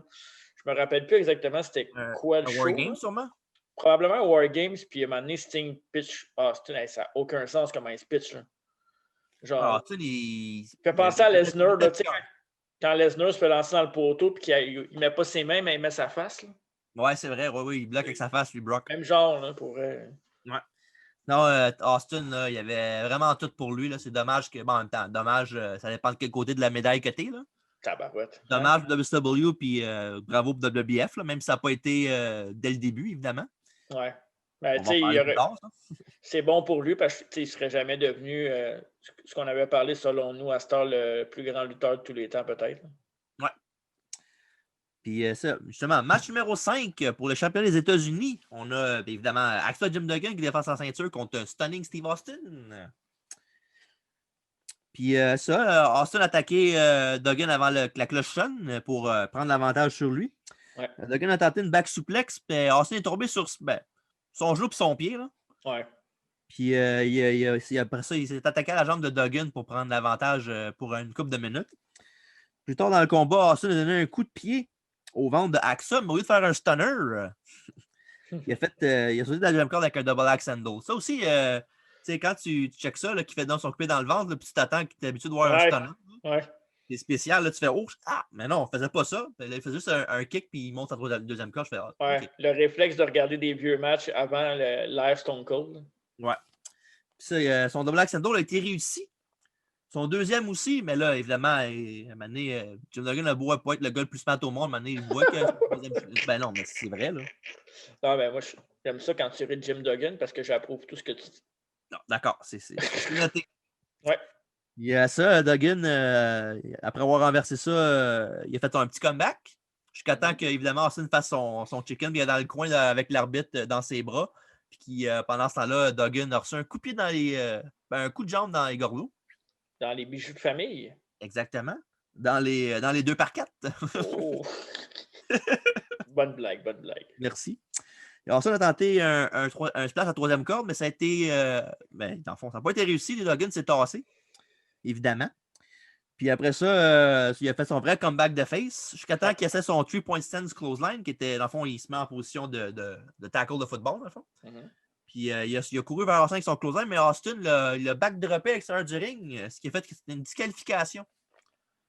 Dans ce temps-là, c'est un règlement de la WCW. Tu ne peux pas lancer un gars à la troisième corde, sinon c'est une disqualification. Bizarre quand même. Ouais, mais je pense pas que ça a duré tant longtemps que ça. Là. Ben, Ça, c'est dans ouais, c'est ça, vas-y. c'est dans l'époque de Bill Watts, là, Ouais, qui était vraiment genre shoot, là, parce que d'autres choses. Maintenant, il voulait Ouais. même pas que les lutteurs aient des matelas en bas du ring, là, que ça soit du concrete. Là, Ah, ça, je savais pas, par exemple. qui a l'air plus tough. Ouais. Si, mettons, un gars, exemple, un gars, il se faisait casser la gueule par quelqu'un qui n'est pas un lutteur, ben, il perdait son push ou l'enfant même parce que lui, il disait t'es pas censé te faire péter la gueule quand t'es un lutteur. Ça. Bill Watts, c'était-tu dans la même famille que Luigi Pro? Non, pas tout. Ok, parfait. Mais Bill Watts, non, il a même été à WF en 95, après ça, Bill Watts. Ouais. Mais ça, c'est une histoire pour un autre jour. Là. Ben, moi, dans ce temps, il était-tu tough, Bill Watts, ou c'était juste c'est vraiment un gars là, de la vieille école là, qui était dans les années 70-80. Là, il était capable d'en donner, mais il était capable d'en recevoir aussi, non? Oui, c'est pas un chicken, c'est pas juste un câble. OK. Si c'est capable d'en recevoir, c'est correct. Ouais, c'est un gars, un tough guy. Oh! Merci à Stunning d'avoir rendu le match intéressant. C'était mon prochain point. Mais en fond, après le match, encore une fois, Austin a essayé de frapper Duggan. Ouais. Mais quand Duggan a pris son 2x4, l'autre, Austin s'est poussé. Un thème de la soirée, c'est le heel qui attaque le gars à la fin et qui saute. Ouais. C'est sûrement qu'ils ont fait. C'est-tu Rousseau qui bouquait dans ce temps-là aussi? Non, non, Rousseau, pas du tout. Non, c'était vraiment Bill Watts et Kevin Sullivan puis des gars de même. Là. Bischoff un peu aussi, mais pas beaucoup. Ouais, non, c'est ça. Puis ça, belle performance d'Austin avec, mettons, un Jim Duggan très limité, si on peut être poli. Ouais, ben, comme dans toute sa carrière. Là. Ouais. Puis ça, un très bon match grâce à Steve Austin, évidemment. Merci, Steve. Merci, Steve. Ouais. Ça, 9 mois plus tard, Austin était blessé au triceps pendant une tournée du Japon. Oh. Il s'est fait renvoyer par FedEx par M. Eric Bischoff, le président à ce temps-là. Ouais. Puis, il trouvait qu'il était dur à travailler avec, puis aussi qu'il trouvait que c'était un gars qui n'était pas commercialisable. C'est bon. Probablement la plus grosse erreur d'Eric Bischoff à vie. Well, tu sais, en même temps, c'est facile à dire maintenant. Ouais. C'est un peu comme des repêchages de sport. Là. Ouais. Mais tu sais, WBF, ça leur a pris vraiment une couple d'événements spéciaux là, pour vraiment que ça arrive à Austin 316. Là. Ouais. Parce que quand il a gagné King of the Ring, c'était pas lui au début qui tentait de gagner le King of the Ring, c'était Triple H. Ouais, c'est vrai. Mais tu sais. Il y avait le Curtain Call, justement, qui a fait qu'il a perdu son push. Tu penses-tu que. Mettons, même sans le King of the Ring, que c'est un moment charnière de sa carrière, qu'il aurait pu devenir Stone Cold pareil? Tu parles de WCW? Non. WWF. Sans le Austin 316? Ouais. Ben, il était pas mal par là avant ça. Là. Il avait lâché Ted DiBiase, le Ringmaster. Là. Ouais. Il était un peu plus. Il était sérieux avec Ted DiBiase aussi. Là. Ouais. Mais il était pas mal plus sérieux, le Stone Cold qu'on connaît là, dans le fond. Là. Ouais. Parce que, tu sais, même avec Ted DiBiase, ça faisait une belle paire ensemble. Là. Oui. Mais quoi? Pourquoi tu ris? Ça faisait une belle paire, oui. Mais non, mais. Tu sais ce que je veux dire, là. Ça matchait. Ouais. C'était un duo qui faisait money. Ouais. Un money team. Pour vrai, parce que tu sais, il y a beaucoup de monde qui connaissent la carrière de Steve Austin à partir de Stone Cold. Ouais. Tu as une autre partie qui la connaissent depuis WWF. Mais tu sais, si tu matches aussi WCW ensemble, c'est une des plus belles carrières de la lutte, Austin. Ouais. Niveau match aussi, là. Ouais. L'affaire qu'il y avait, c'est qu'à WCW, quand il commence, en 94, c'est qu'il était très bon dans le ring, c'est un gars super technique. Ouais. À WF aussi, au début, quand il est arrivé les premiers coups, il était pas mal de même aussi. Jusqu'à temps qu'à un moment donné, justement, avec la blessure d'Owen, quand Owen a fait le Power Driver, ça a tout fucké sa carrière. Fait qu'après ça, il a fait un style de lutte différent. Ouais. Ce qu'il faisait dans le temps, il était plus vraiment capable de le faire. Tu sais, il était capable de faire d'autres choses très bien. Mais ces affaires-là, comme ça, il avait plus de misère à cause de son coup, évidemment. Là, j'ai un petit blanc dans le temps. Là. La blessure contre Owen, c'était en 97, SummerSlam 97, ouais. OK. Puis son match contre Brett, c'était en 96, hein? Où est-ce qu'il saignait avec le sharpshooter? C'est en 97, ça aussi. C'est la même année. La même année, ouais. À WrestleMania, ça pour le fight le sang, là. Fait qu'avec Brett, c'était avant? Brett, il y avait ce match-là, justement, on connaît le gros moment, avec Austin qui saigne qui abandonne pas, là. Ouais, c'est ça. Mais il y avait eu une rivalité avant ça aussi. Il y avait un match à Survivor Series 96 qui était excellent. Ouais. Il rapproche pas mal plus de Steve Austin qu'on a vu dans ce show-là avec 94 que de Austin qu'on connaît aujourd'hui. Ouais. En même temps, avec Brett, c'est sûr que je sais que je suis un parti pris. Mais avec Brett, c'est dur d'avoir un mauvais match quand t'es bon. Surtout quand le gars l'autre bord il est bon aussi. Écoute, il faut que je te le donne, puis on va en reparler dans notre spécial sur la Series 97, ça c'est sûr. Mais moi, je vais t'en trouver des défauts là, à Brett. Mais faut t'en trouver des défauts toi aussi. Ouais, ça, j'en ai pas mal plus que Brett. Mais ouais, c'est ça. Brett, peu importe contre qui il luttait, il faut lui donner. Les matchs étaient tout le temps excellents. Puis niveau lutte, là, c'est dur à battre. Ouais. Pas pour rien que c'était l'excellence de l'exécution. Ouais, mais tu sais, moi, le match contre Brett avec le sang, là, ouais. Moi, je pense que c'est ça qui a fait Stone Cold un peu. Mais Austin 316, puis ça, moi, je te dirais. Ouais. Mais pour moi, c'est plus ce match-là qu'Austin 316. Ouais, mais l'affaire, c'est que si t'as pas Austin 316, peut-être que t'as pas ce match-là non plus. C'est sûr. C'est ça le hic. Ouais. Bref, interview time avec Mean Gene Okerlund qui était avec Sting. Dans le fond, rien de spécial. Là. Sting a juste dit qu'il était pour être ringside pour regarder le reste de la soirée, puis c'est tout. OK. Ouais, parfait. Il a pris place à côté de Mohamed. Assis-toi, Sting. Oui. Après ça, on voit à Bash at the Beach, Vader qui avait affronté The Guardian Angel, aussi Big Boss Man, évidemment. Ouais. Puis, c'est maintenant appelé, ça s'appelait The Guardian Angel. Dans le fond, le Guardian Angel, c'est une organisation à but non lucratif. Tabarouette. C'est le bout de l'émission, qu'on parle pas vraiment de ça. Ouais.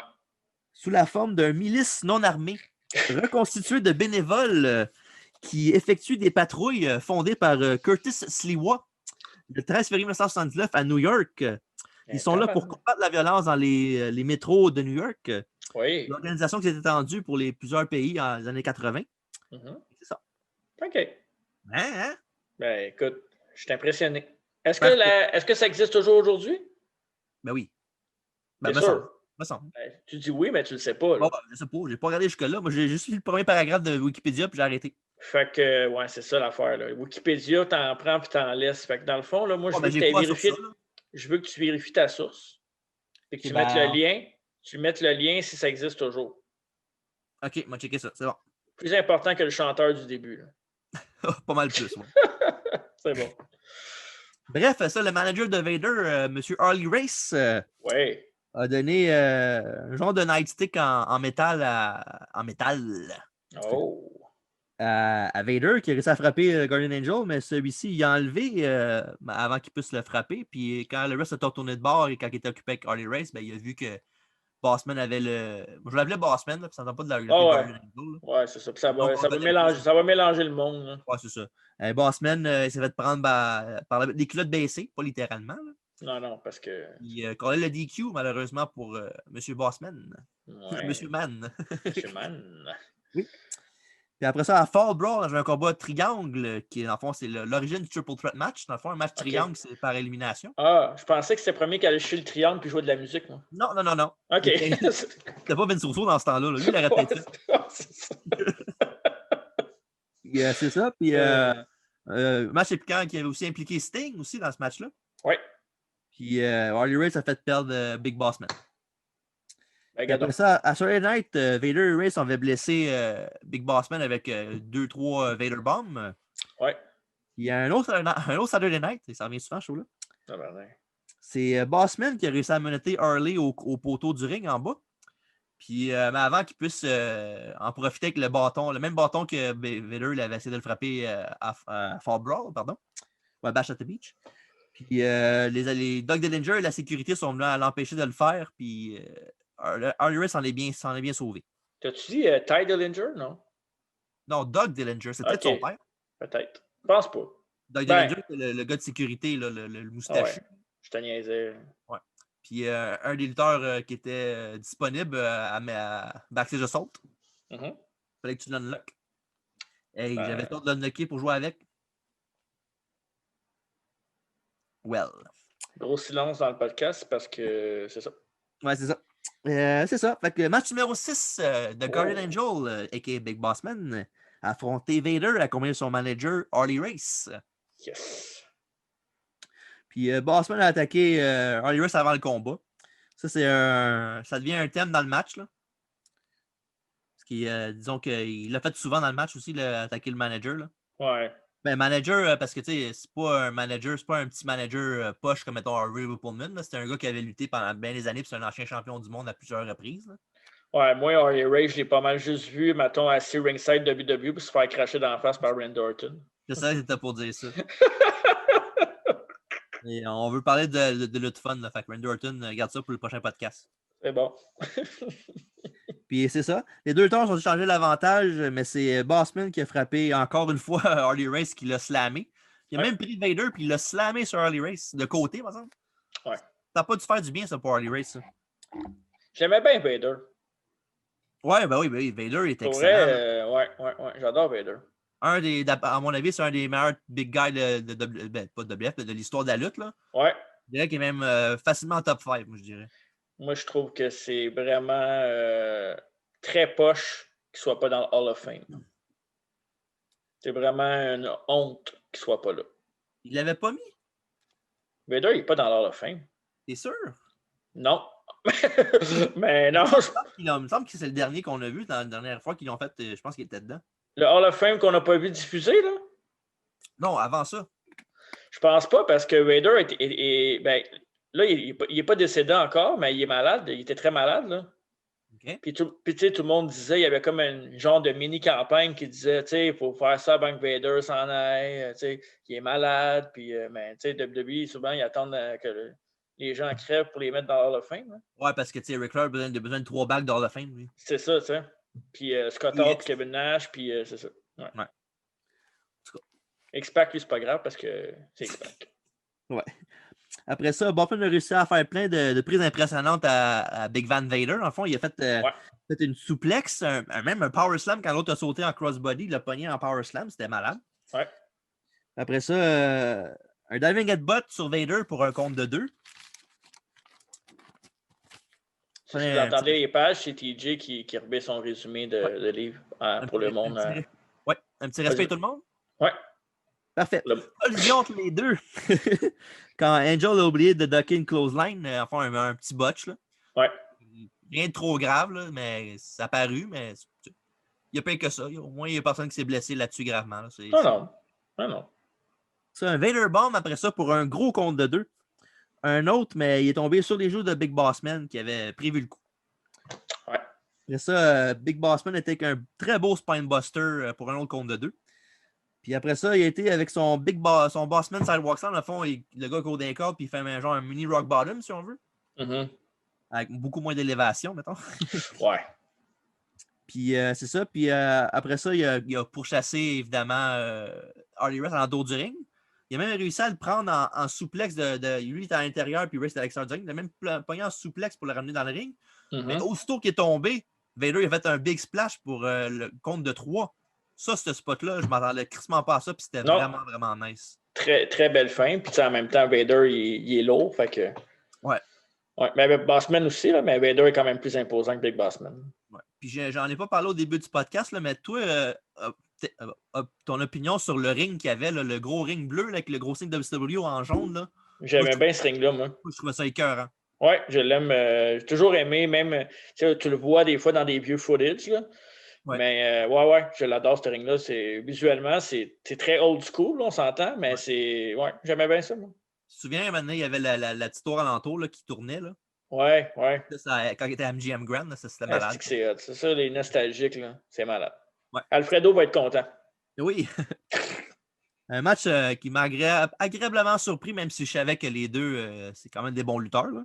Ouais. Puis, c'est pendant les deux des meilleurs big men de l'histoire, les deux ensemble. Je te dirais que Big Boss Man est très sous-estimé. Oui. Ouais. Puis, il était très sous-estimé parce qu'il est décédé aujourd'hui.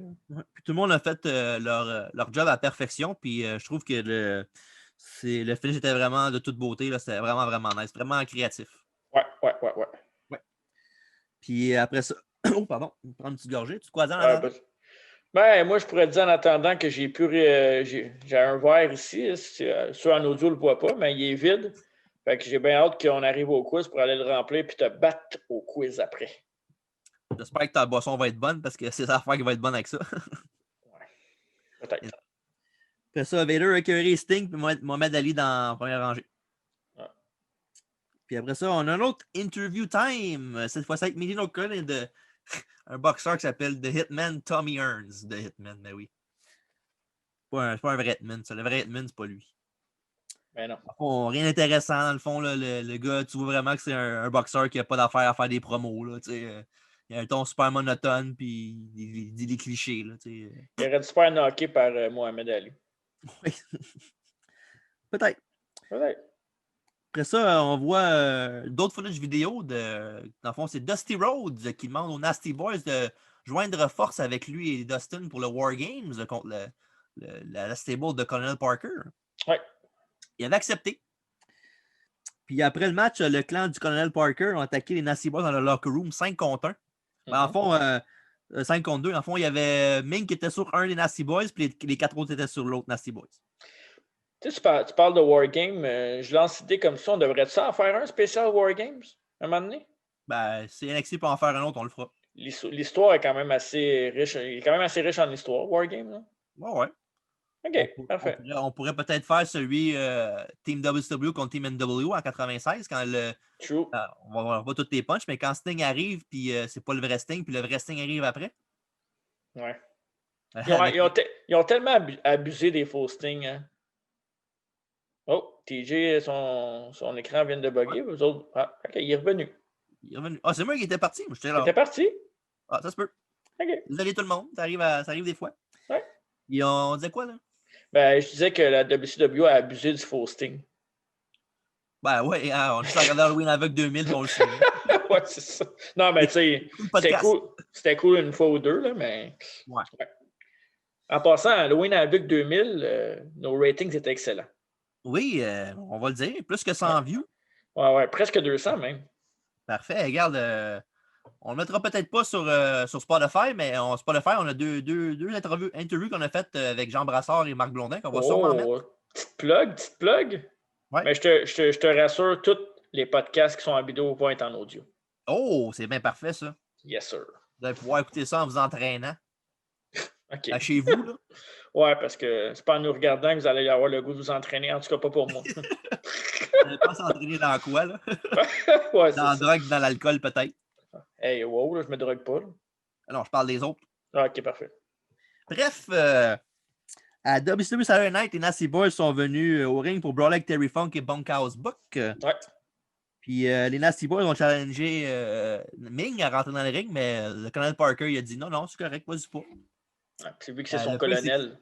Ouais, mais le pire, c'est que s'il arrêtait, je pense pas que ça aurait changé grand-chose. Je pense qu'il aurait pété deux tout seul. Ouais, probablement. Si Bobby Lashley est capable de péter Retribution tout seul. OK. C'est pas qui est plus crédible, Retribution ou l'équipe de Bunkhouse Buck et Terry Funk? Je pense que poser la question, c'est y répondre. Il y a Terry Funk dedans, c'est sûr que c'est vrai, c'est déjà plus crédible. Mais pas mon Bunkhouse Buck. C'est bientôt le fun fact, là, ça s'en vient. Yes, j'ai hâte. Match numéro 7, on en parle encore, justement. Avant-dernier match? Exactement, oui. Hey, yes. On pas payé, hein? Ça va quand même vite, hein, notre review aujourd'hui. Ouais, j'aime ça. Ouais, on a un bon pace. Je pense on a trouvé un air d'aller, je pense, mon TJ. Je pense que oui. Yes, sir. Merci, WCW. Puis je vois aussi que tu as ton nouveau micro. Oui, Fait c'est que vrai. ta qualité sonore est d'une perfection. C'est très beau, ça te va bien.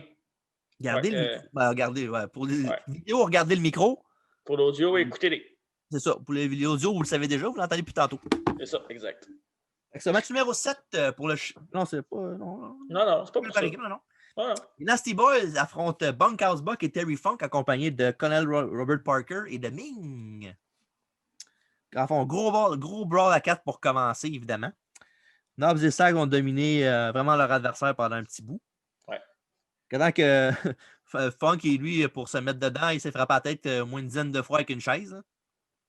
Parce qu'il est Middle Asian Crazy, qu'il disait. Parce que c'est ça, c'est Terry. Oui. Puis après ça, Buck et Funk. Buck et Funk, dis pas ça trop vite parce que tu vas te mélanger. Ok. Buck et Funk. Malmène Sags à l'intérieur du ring, mais c'est rendu en dedans. Puis il manque un double clothesline. Puis Sags a réussi à leur tomber à la face, écraser la face sur le tapis. Et c'est là qu'il a fait la tag à Brian Hobbs, qui était une maison de feu. Jusqu'à temps que Funk il reprenne un peu le dessus puis qu'il le tienne pour que Ming le frappe. Mm-hmm. Mais heureusement pour les Nasty Boys et malheureusement pour Bunkhouse Buck et Terry Funk, Brian Hobbs s'est tassé et il a mangé le coup de poing de Ming d'en face, monsieur Funk. Ouais. Puis après ça, il y a Sag qui a fait un pile driver à Terry Funk sur une citrouille. Il a cassé la citrouille et ça a été assez pour le compte de 3 et la victoire. C'est pas pire. On n'a pas trop vu de spots avec des citrouilles puis tous ces petits cossins d'Halloween-là que c'est souvent des spots faciles, là, comme tu vois souvent dans les shows de Noël avec le sapin puis ouais. ces trucs-là. Là. Trick or Street Fight, mettons. Là. Ouais, c'est ça, exact. Puis sur un petit brawl dans un match de style brawl avec des gars qui sont pas mal là pour ça. Là. Ouais. Tu sais, c'était pas. C'était correct, rien de mauvais. Là. C'est juste bien correct, un bon brawl. Ouais. Puis ça n'a pas été long, ça a duré quoi, 6-7 minutes max. Fait que t'as pas le temps vraiment de trouver ça plate ou de t'ennuyer. Non, c'est ça, exact. T'es-tu prête? C'est là le fun fact. Non, mais j'allais dire, en même temps, la carte est assez solide jusqu'à maintenant. Tu as eu le combat des frères Sullivan qu'on s'en crissait un peu. Tu as ce match-là. Ouais, c'est correct. À part ça, là, pas grand-chose à dire du pay-per-view. Pas vraiment, non, à date, c'est un excellent effort de WCW. Ouais. On peut pas dire ça du reste de leur. Mais là, tu m'as assez teasé. Là. Oui, le fun fact. Ouais. Savais-tu que Bunkhouse Buck a fait 2 apparitions à la WWE en 2010? Non, je savais pas. C'était quoi son rôle? Non. C'était le père de Jack Swagger. Je me souviens même pas de ça. Jack Swagger Senior. Pendant qu'il était World Heavyweight Champion, maintenant, il avait amené son père pour vanter ses mérites de sa vie. Ouais. Il y avait Kane qui est arrivé. OK. Puis Swagger s'est poussé et a laissé son père dans le ring avec Kane qui a mangé un tombstone. Hey, je me souviens zéro de ça. On va mettre ça dans les commentaires. Tu vas voir, tu vas être bien content que je l'ai mis. Puis moi, j'avais pas trippé Jack Swagger en tant que champion. Puis je pense que Kane l'avait battu après ou c'est Swagger qui a battu Kane? Vite de même, je pourrais pas te répondre. D'après moi, pas sûr que Kane a gagné. Là. Ouais, c'est ça. Ouais, ben, je pourrais pas vraiment te le dire. Là. Mais bon, c'est ça, le fun fact, c'est ça qui était fait 2 apparitions de WWE. L'autre apparition, il est arrivé à peu près le même style d'affaires, là, sauf que cette fois-là, c'est MVP qui l'avait pété. Ah. Ah ben. Ben oui, regarde. C'est vrai que c'est surprenant. Là. Je suis là pour ça, moi. Ben, ça me surprend. On est ici pour apprendre. Vous me voyez pas les yeux, mais regardez, surpris. Ouais, il a des gros yeux comme des 2 piastres. Fait que c'est ça. Après ça, on a Ming Jong qui est dans le ring avec Mohamed Ali.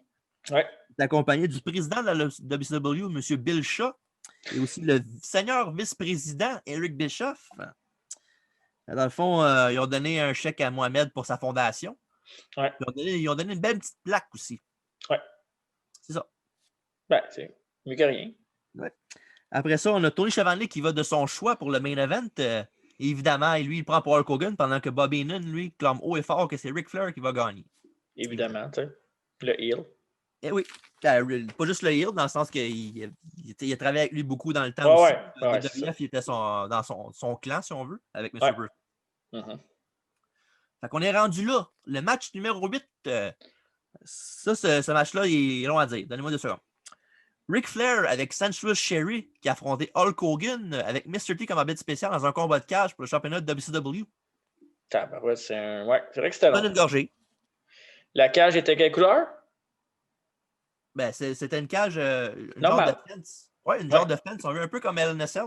ouais, exact. Même affaire. Ouais. Contrairement au match de cage de la WWE, que dans ce temps-là, la cage était bleue. La grosse cage bleue. Ah, l'excellente, la magnifique cage bleue de métal trempé. Galvanisée, bleue. Ouais, bleu. Capable de le faire, moi, avec Blondin. Puis, tu sais, moi, avant que tu te lances dans la description du match, plus qu'on fait de review, on check beaucoup, beaucoup de luttes. On a toujours checké beaucoup, mais là, tu sais, avec le podcast, on check des affaires que, en tout cas, moi, je check plus d'affaires que j'avais peut-être pas vues avant. Un gros merci au network. Une chance qu'on a ça. Ouais. Puis, j'ai toujours été un gros fan d'Hogan. J'ai toujours défendu Hogan parce que c'est Hogan. Pour moi, c'est Hogan qui a fait la lutte, là. Ouais. Comme bien du monde, là. Tu sais, c'est. Lui puis Vince. Ouais, qui ont mis la lutte sur la map. Mais je ne suis pas un fan d'Hogan à WCW. Non, parce que tu parles en général, même en Hollywood, ou tu parles En, juste gé- son général. En général. Hollywood, c'était cool parce que ça a donné, tu sais, tu peux pas nier que ça. NWO, surtout au début, là. C'était vraiment quelque chose de cool de voir Hogan complètement ailleurs. Mais je suis vraiment, vraiment plus un fan de Hogan, WWF jusqu'en 95 qui est parti, c'est ça? 93. 93, excuse-moi. Oui. C'est ça. Fait que, mettons, tous ces matchs à WWF, puis une coupe en Hollywood, là. Ouais. Mais sinon, le Hulkster de WCW, je sais pas. Ouais. Mais disons que le fait qu'il était avec la NWO, ça l'a aidé pas mal. Ça a donné un second souffle à sa carrière parce que là, le monde commençait, même dans ce match-là qu'on va reviewer, il y avait beaucoup de huées de la foule là, quand il mentionnait Hogan. Des fois, c'était pas 100% Hogan et Flair n'avait pas d'acclamation. C'était vraiment, peut-être pas 50-50, on n'exagérera pas, mais mettons un petit 80-20 peut-être. Ouais. Il y avait une minorité qui huait Hogan dans ce temps-là aussi. Tu sais, tout le monde le dit là, que Hogan, c'est un peu. Tu sais, c'est dur de ne pas avoir la tête enflée quand c'est toi qui as mis la lutte sur la map. Là. Ouais. Mais, tu sais, le petit gars à moi, que je ne ferai pas de peine à personne, là, mais qui était comme Hogan, comme tous les petits gars, genre tes vitamines, prends tes vitamines, blablabla. Puis après ça, je trouve qu'il y a beaucoup d'histoires, puis de plus en plus, on dirait que je commence à le détester. Ouais. Moi, je vais poser une question de même. Là. Ouais. Tu l'avais-tu, quand tu étais plus jeune, le kit de training d'Hulk Hogan avec le dumbbell bleu? Oui, je l'avais, mais oui. Ouais, moi avec. Je l'avais, puis je le faisais, puis tu sais, la fameuse voix en français, là aussi. C'était malade, ouais, ça c'était malade. Ouais. Mais c'est ça. Tu sais, moi, c'est ça, c'est les matchs contre Ultimate Warrior, WWF. Mais ouais, c'est ça. WCW, not so much. Ouais, mais en même temps, il avait fait sa notoriété à WWF, là, puis c'était pas mal, je dirais pas des vacances, là. Ouais, mais pas loin. Disons que ça s'approchait pas mal de ça à WCW parce qu'il savait que no matter what, il aurait son spot puis qu'il pourrait faire ce qu'il voudrait. Fait que... C'est ça, exact. Un politicien hors pair, c'est Hulk Hogan. Ouais. Puis après ça, pour commencer le match, Ric Flair s'est attaqué à la jambe au TP d'Hulk Hogan. Ouais. Puis à son tour, il s'est assassiné avec Mr. T. Ça aussi, c'est un thème du match aussi. Les deux, ils commençaient à. Même Hogan, il poussait Mr. T, puis la même affaire aussi. Là. Ben, tu sais, Mr. T et Hogan, il y a quand même un historique à WrestleMania 1, si je ne me trompe pas, c'est ça? Oui, il avait été en équipe ensemble, oui. Oui, exact. Ouais. Puis WrestleMania 2, il était encore là Mr. T contre Piper dans un combat de boxe. Ouais. Ça, c'était dégueulasse, par exemple. Ouais. Mais bon. Quand même, c'était quand même Piper. Que... Un jour, on se dirait peut-être qu'on va peut-être faire une review de ça, WrestleMania 1. Ce serait peut-être le fun. On va voir. Pourquoi pas? Yes. Mais oui, on sait ce qu'on s'en va pour WrestleMania. On pense que c'est. Mais on sait où on s'en va. Ouais. Après ça, les deux ils ont changé l'avantage pendant une couple de minutes. Puis Hogan il continue à pousser Mr. T, comme j'ai dit tantôt. C'est Ric Flair qui en a profité avec un double axe handle de la troisième corde pendant qu'il regardait Mr. T. Puis après ça, Hogan a pitché Flair dans la cage. Il l'a étranglé, il l'a mordu. Même chose pour Flair. Mais en fond, je trouve que c'est ça va pour le match. Ça montre que le match a de l'ampleur et qu'il y a un enjeu au match. C'est pas juste un match genre pour se péter. C'est un match normal. Fait que, les gars vont faire ce qu'il y a à faire pour ça. Puis Hogan ne sait que s'il ne fait pas ça, Ric Flair va le faire. C'est ça, exactement. Ouais. Après ça, Flair continue son travail sur la jambe de Hogan. Puis il a arraché son tape. Pas fin. Non, ben vraiment pas. Mais pour ça, on a un figure four en plein milieu du ring. Mais évidemment, Hogan a réussi à renverser en se tournant de bord. Puis Hulk a essayé de rentrer dedans Ric Flair avec une close line, mais malheureusement, il a pogné Mr. T. Il a fait un fameux ref bump. Puis c'est ça, après ça, Ric Flair s'est mis à frapper Mr. T, justement. Après qu'il n'a pas de garde de faire un compte quand il a fait une back suplex à Hogan. Il s'est mis à frapper Mr. T avec des stumps. Puis après ça, pendant ce temps-là, on a vu Sherry qui a monté sur la cage. Mon moment préféré du match. Pourquoi? Ben, Sherry, elle a monté sur le bord de la cage. Qu'est-ce qui est arrivé? Jimmy Hart est arrivé derrière elle, puis il a arraché sa jupe. Oh, tabarouette. TJ. Ben là, t'étais jeune. T'étais jeune. Ouais, t'étais jeune. 94, là.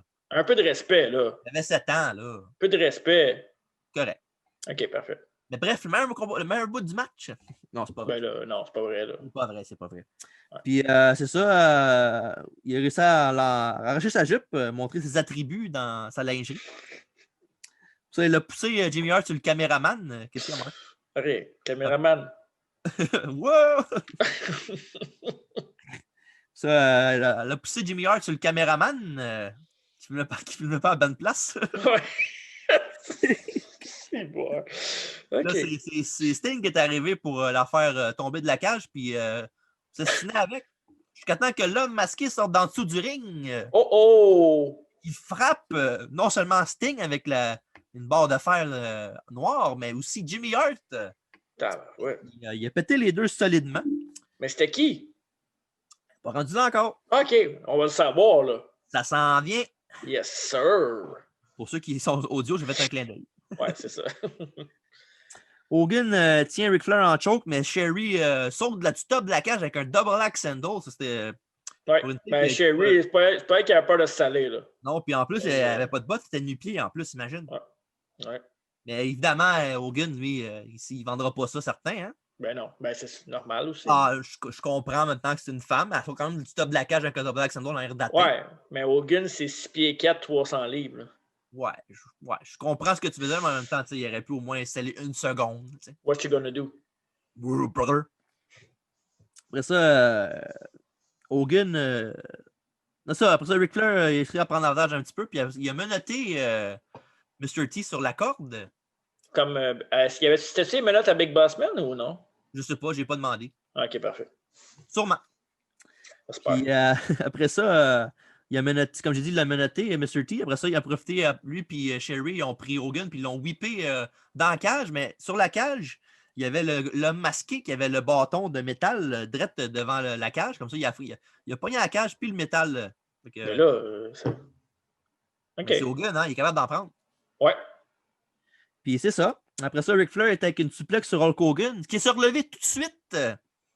Puis il a pogné Sherry, puis Ric Flair, puis une corde à linge chaque, puis un body slam, puis un autre body slam. Ah ouais, donc. Ça. Eh oui. D'autres close line, puis tout. Après ça, Ric Flair, il réussit à faire un petit cheap shot. Après ça, Hulk Hogan, il Hulk up.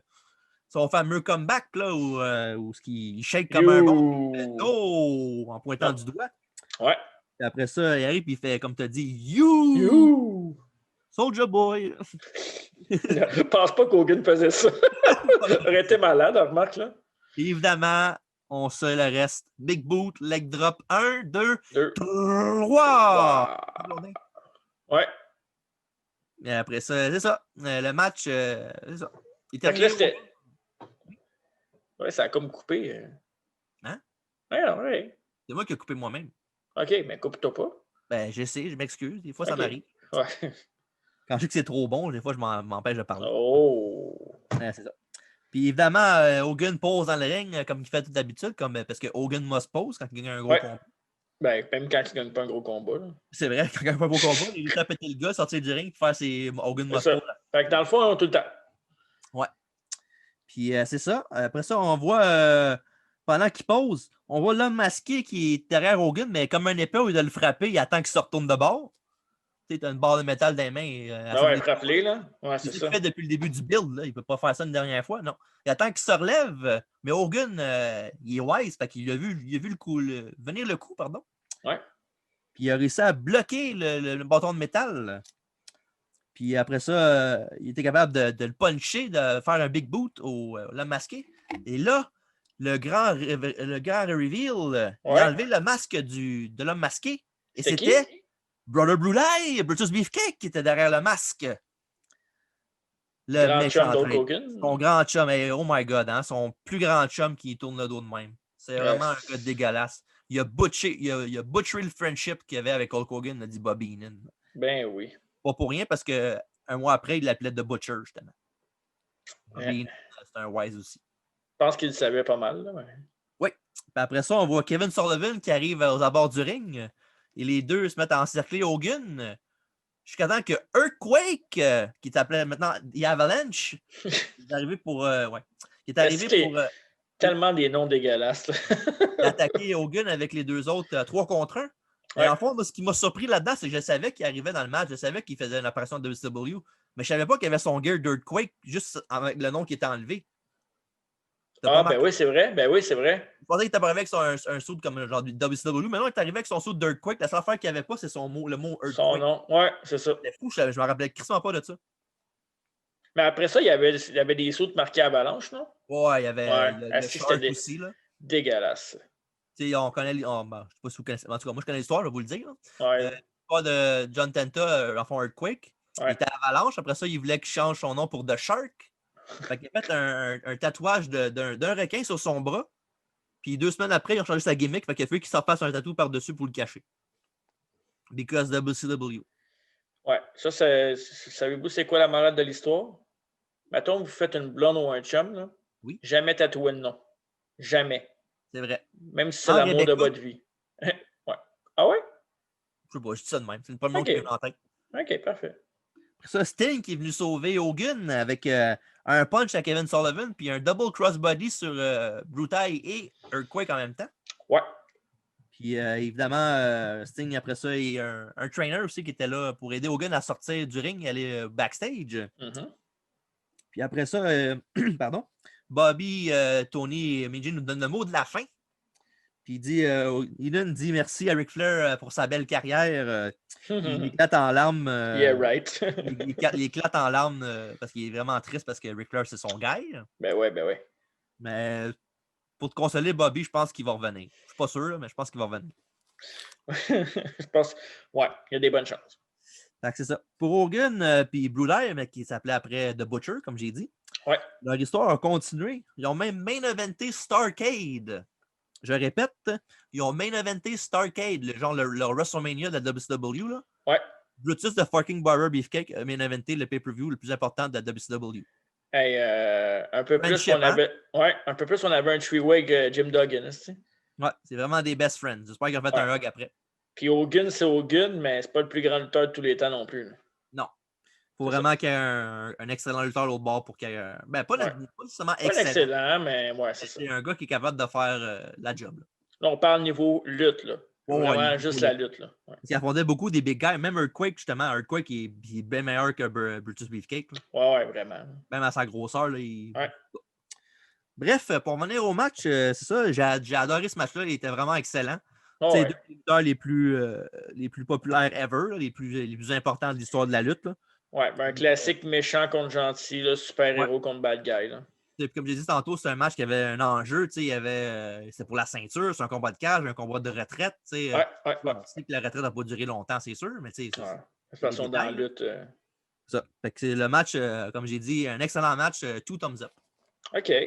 Fait que t'es-tu prête pour y aller avec ta note? Ben, tu peux parler du match Hogan? T'as-tu aimé ça? Non. T'as pas aimé ça? Non, ben oui, c'était correct. Okay. Ben, c'était correct. Je m'attendais-tu un... Je l'avais jamais vu avant, ce match-là. Mm-hmm. Je m'attendais peut-être un petit peu plus. Ah ouais? Ouais. Moi, c'est le contraire. Moi, je ne m'attendais pas à grand-chose, puis j'ai été surpris. Ah, non, moi, je m'attendais à plus un peu, mais j'ai pas trouvé ça mauvais, là. Okay. Juste que, ouais, c'est ça. Mais, mettons, juste le match, je donnerais peut-être un 7 sur 10. Là. Moi, je donnerais un 8. Je trouve que c'était un très bon main event. Puis, tu sais, comme j'ai dit, il y avait un match qui avait de l'enjeu. C'était pas un match juste pour avoir un match. Là. Ouais, mais. Ouais, c'est pas... Mon match préféré reste Arn Anderson contre Dustin Rhodes. Ouais, c'est ça. Moi aussi, c'est la même chose. J'ai la même affaire. Puis le pire match de la soirée, ben, on a le même, c'est sûr. Là. Ouais. Puis la bataille des frères Sullivan. Là. Ouais. Quand que même le match de Terry Funk t'as bas. Ouais. Ben, Terry Funk est correct. Là. Mais moi, je me ferai peut-être pas d'amis, là, mais pas un gros fan de Terry Funk. Tu sais, je respecte ce qu'il a fait, mais j'ai jamais trippé bien. Non, mais je te comprends. Moi aussi, c'est pas mal pareil. Là. C'est sûr que tu peux pas juste. Tu peux pas le respecter, justement. Là. C'est impossible. Ouais, c'est ça, exact. T'sais, avec ses nombreuses retraites qui revient tout le temps, il a une passion pour le sport, puis il est prêt à faire n'importe quoi pour faire une bonne performance. Là.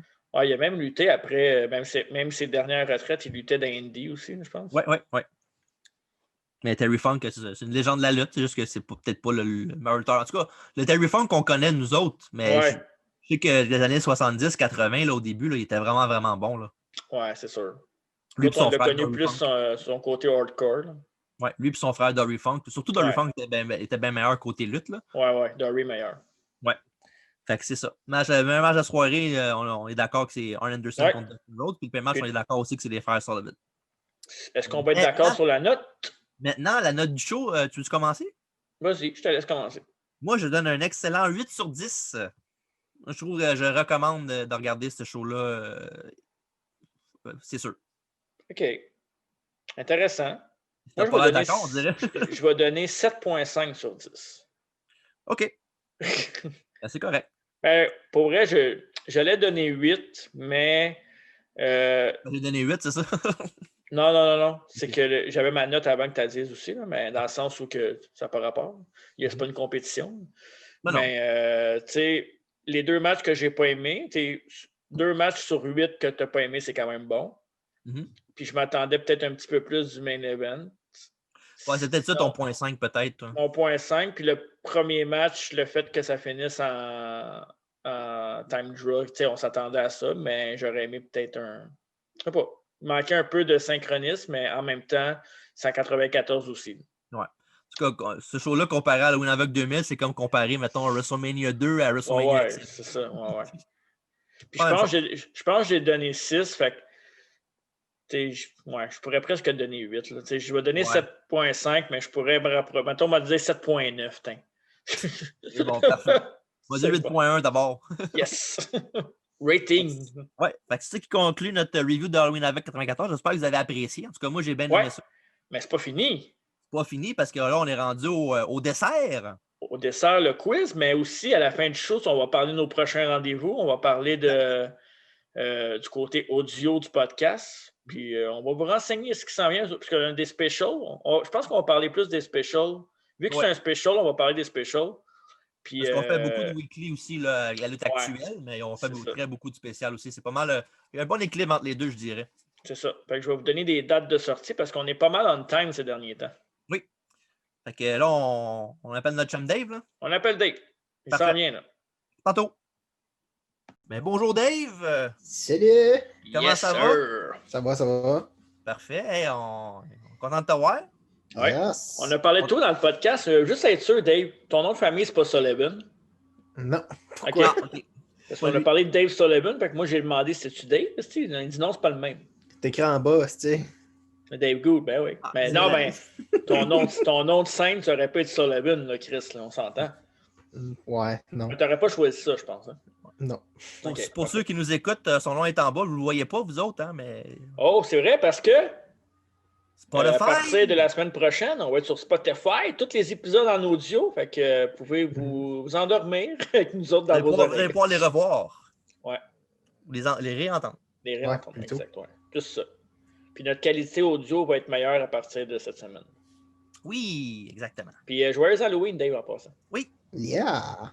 Trick or treat? Ouais. OK. All right. Fait que... Treat. Oui, avec le quiz. Oui. Mais cette semaine, je me sens confiant. C'est la pleine lune. OK. OK? L'Halloween, la pleine lune, ça n'arrive pas tout le temps. Fait que je vais commencer. OK. Puis je te dis, tu vas me chipper ça à soir. OK. Quoi, ça, tu parles? Mon championnat intercontinent quiz? Exact. Oh non. Yes, sir. On va rester ici aux frettes. Donc, vous avez reviewé Halloween Havoc aujourd'hui? Oui, 94, 94. oui. Bon, fait que ça va être un spécial Halloween Havoc pour le Oh, quiz. Yeah. Fait que, On aime ça. c'est pour Marc. Oui.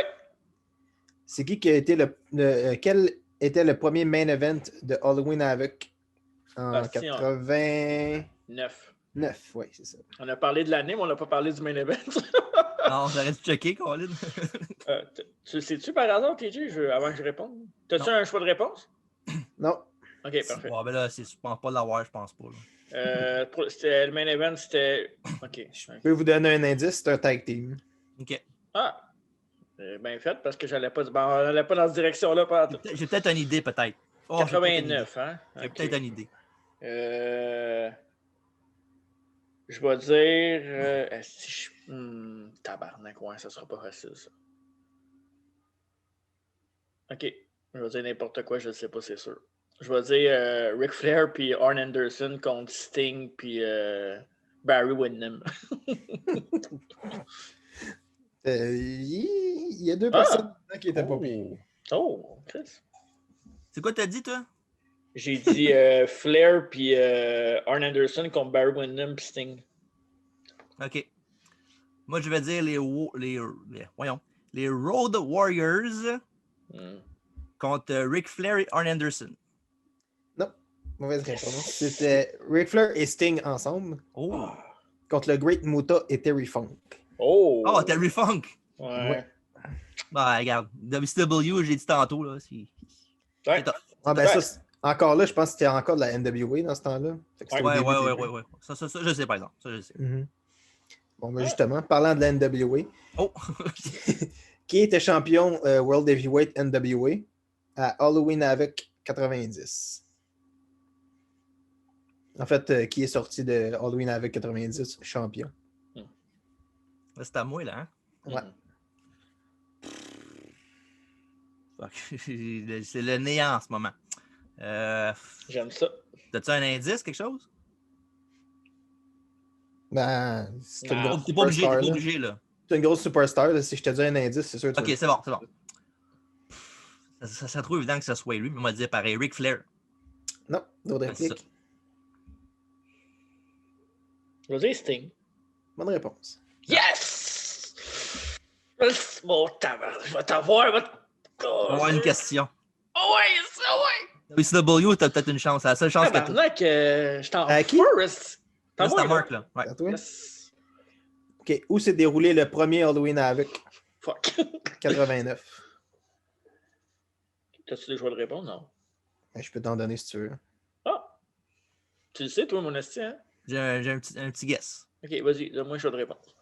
New York, Las Vegas, Philadelphie, ou... Attends un peu, c'est quoi l'autre? Détroit. Oh, c'est pas dans mes choix. Je vais dire Las Vegas. D'autres répliques. C'est New York, les autres? New York? Philadelphie Ouais. ou Détroit? Philadelphie? Bonne réponse. Ah, j'ai ça. C'était J'ai manqué ça. C'était au So Civic far Center. Pardon? Le Civic Center à Philadelphie. Je voulais pas prendre une ville que genre sont tout le temps là. Je me suis dit peut-être que non, mais Ouais, Las Vegas était là souvent quand même. Ouais, mais Philly, c'est quand même une ville de lutte. Détroit, c'était pas écrit Ouais. par tout, j'ai juste donné ça de même. Ouais, ben Détroit, c'était 94 de toute façon. Je sais pas. Ouais. Oui, checker. on va de le faire. Ouais, c'est ça, exact. Ah ouais, c'est à Détroit? Ouais. Non, je savais même pas. À l'Arena Joe Louis. Le May West n'est pas disponible. Ok. Ouais. C'était à qui là? Juste pour la question. C'était à TJ. À TJ? Oui. Ouais. Un au baptême. À Hollywood. Halloween Hey. Havoc 91. Qui a affronté Dustin Rhodes? Barry Windham? Non, une autre réplique. Est-ce que c'est WCW, c'est dur des fois. Là. Surtout avant 93, 94. Ouais. Vader? Non. Je peux-tu donner un autre choix peut-être? Ben, ça ne comptera pas, mais je peux le dire. Ouais. Président? Pas Larry Zbyszko. Non, c'est Ok. Steve Austin. Oh! Ah, ben oui, ben oui. Stunning, Steve Austin, bien sûr. Ben oui. Hein. Non, ben, Là, c'est à c'est à moi. Mark. Question 5, je pense. Hein? Oui. Cinco. À Halloween avec 92, quelle était la stipulation du combat entre Sting et Jake Roberts? Ah, non, c'est pas le perdant qui se pend. Oh, ça, c'est Kama et Shawn Michaels, ça. Hey, je l'ai écouté ce match-là en plus. Je me souviens d'avoir vu ce match-là. Tu sais, je parlais des matchs de Sting tantôt là, dans le podcast. Toi, tu le sais, à mon esti? Ouais. Il faut dire le nom exact. Ouais. Ah, c'est sûr, je l'ai pas. Ouais. Un snake on a pole. Ça aurait été malade, mais non. Non. Wow. Ah, ça reste, c'est mon drôle de réplique, ça reste. Ouais, c'est à toi. C'est un Coal Miners Glove match. Oui, bonne réponse. Ce qui est... Sais-tu c'était à quoi ça consistait, TJ, ce match-là? Ou... Ben, c'est prendre un gant de Cole puis le premier qui le frappe avec, me semble. Je sais pas du tout. J'ai essayé de trouver des infos. Puis... C'est quoi? C'est Ouais, un gant de maille ou... Ouais, c'est un gant genre tapé gant... avec du métal dedans. Je sais pas trop, là. Un genre de gant de boucher, là? Genre, ouais. OK. Ouais. Bref, 2-1. Ouais, je vais jamais trop. On va continuer à manger mon yogourt. C'est ça, fais donc ça. Là, c'était à qui? À TJ? Ouais. À Hollywood. Ouais, je mets de la misère à dire. Hollywood avec. Hollywood avec 98. Oh! Contre qui s'est battu Hulk Hogan? Ultimate Warrior? Ouais, ça, c'est facile. Yes! À moi en plus. Est-ce qu'il est pas chanceux, l'autre taouin? 3-1? 3-1, oui. OK, c'est encore jouable. The thrill is gone, mon Stan. Ben là, celui-là aussi, il devrait être facile pour toi. Ouais, c'est là les payes pour moi. En 95, à Halloween avec. Hollywood avec. Je le dirai plus. Si Alexis font ça le prochain coup, on va te dire que ça va tatouer. En 95, qui a battu Hulk Hogan? Ah, c'est à moi, là? Ah, c'est à moi. OK. Ah, c'est mauvais, man. Tabarnak. Attends une minute, là. 95. Pour la ceinture, hein? Tu as des choix de réponse, par hasard? Ben, je pensais pas que tu en aurais eu besoin. Ouais. Ils sont pas 75 à avoir battu Hulk Hogan. C'est vrai. Sting? Non. On va prendre un guess, là. Vader? Non. OK. Pas Ric Flair? Non, c'était le Big Show. Ah, le Giant. Ah, ben oui. Le Giant. C'était pas si évident que ça, me semble, ouais. À ce qu'il dit la réponse oui. C'est avec le Dungeon of Doom pis tout, les Bigfoot pis tout. Là. Ouais. C'est vrai. C'est vrai. Avec le Yeti. The Yeti! C'est l'arrivée du Yeti. Comment? Tu te rappelles-tu le match qu'Hogan avait contre le Giant? Ben, il y avait 2 matchs contre le Giant dans ce soirée-là. Tu sais quoi le premier? Non. L'affaire des Monster Trucks. Ah, ben c'est ça que je te disais, oui. Les Monster Trucks. Il y a eu un match dans le main event après. Quand le Giant s'est fait pitcher à du Cobo Hall, qui est genre, je sais pas combien de pieds, il est revenu la soirée même, puis il était correct top shape. Ouais, puis il l'a battu. Ouais. Il l'a battu, il a gagné la ceinture par disqualification, ce qui était assez bizarre. Oui, non, je sais pourquoi je te dis. Vas-y donc. Il avait gagné parce que Jimmy Hart, il était avec Hulk Hogan, mais il travaillait dans le dos d'Hulk Hogan, puis il était avec l'autre équipe, puis il a marqué ça dans le contrat. Ah, ok. C'est lui qui l'a screwé. Ouais, il l'avait frappé avec son mégaphone. Oui, c'est ça. Ouais. Question quoi, là, sais-tu? 8. Ocho. Fait que si t'as celle-là, tu gagnes. Ouais. En 2000, Goldberg a battu une équipe. Quelle équipe c'était? Chronic. Fuck you! Tabarnak! Fuck you, esti. En plus, on l'a fait le review. Fuck you! Hey, à ce temps, je le sais comment il se sent, Brett. Je t'aurais battu pareil, arrête. Là. Mais Bon Philadelphie. quiz, bon quiz. Ouais, si j'avais eu Philadelphie, tu serais mort. Peut-être, mais on ne saura jamais parce que c'est pas arrivé. Maintenant, on va se. Ouais, vas-y. Maintenant, on va se pogner. Non. OK. En 99, Nueve. DDP s'est battu contre Ric Flair. C'était quoi le type de match? La stipulation, si tu veux. C'est à toi, Marc, là. Hein? Ah ouais. OK. Non, je me pose la question. En plus, WCW, c'est les pires restés de stipulation. Tu sais, WWF, au moins, ça se ressemble toujours. Là. WCW, c'est un gant de maille, calice. Moi, tu veux que je sache ça? OK. DDP contre... C'est qui Ric Flair, t'as dit, hein? Ouais. En quelle année? 99. Oh shit, OK. Je vais dire 2 out of 3 falls. Non. C'était pas un strap match? Oui, bonne réponse. Ah, tu vois, celui-là, c'est pas comme les autres. Là. Celui-là, Pourquoi tu sais ça? Parce que, je connais la lutte. Ben oui, mais... Mais WCW, il y avait beaucoup de strap match, puis de bull rope match. De Yapapai. OK. La 10e question. Je n'ai eu une, puis je t'ai excité. La première, puis c'était oh! La deuxième, pardon. En 2000. C'est pour moi, celle-là? Il y a son sinon, shoot. Où a lieu le pay-per-view, dans le fond? Quelle ville? Ben, Las Vegas. Oui. Ouais. Tu connais-tu la place en plus? Ou, MGM Grand. Bonne réponse. Ouais. Well, and va... still the Intercontinental Quiz Champion. Moi-même, TJ Holiday. You suck, man. Hey, TJ. Oui. Il y a quelqu'un en arrêt de toi. Non, je ne m'entendrai pas ce fois-là, tu m'auras OK. Je t'ai eu tout à l'heure, par exemple. C'est un running gag, Dave, dans le quiz. Tabarnak. Un peu de questions faciles, puis un peu de bonnes questions. Tu as eu 2 questions de Halloween avec 2000 qu'on a fait le review. Oui, mais j'ai gagné quoi, 5-1. Fait que, mais j'aime pas ces deux, j'aurais gagné 3-1 pareil. Fait que, c'est ça. Well, conclut le quiz. Merci, Dave. Bon. Yes. Non, c'est pas fini. Ah, OK. Ben, le quiz, oui. Okay. Je reverse la décision. Je veux un rematch tout de suite. Je peux pas renverser 5-1. Là. Ouais, je sais. Ouais. C'est ça. Hey, j'étais tellement content avant, puis là, je suis tellement...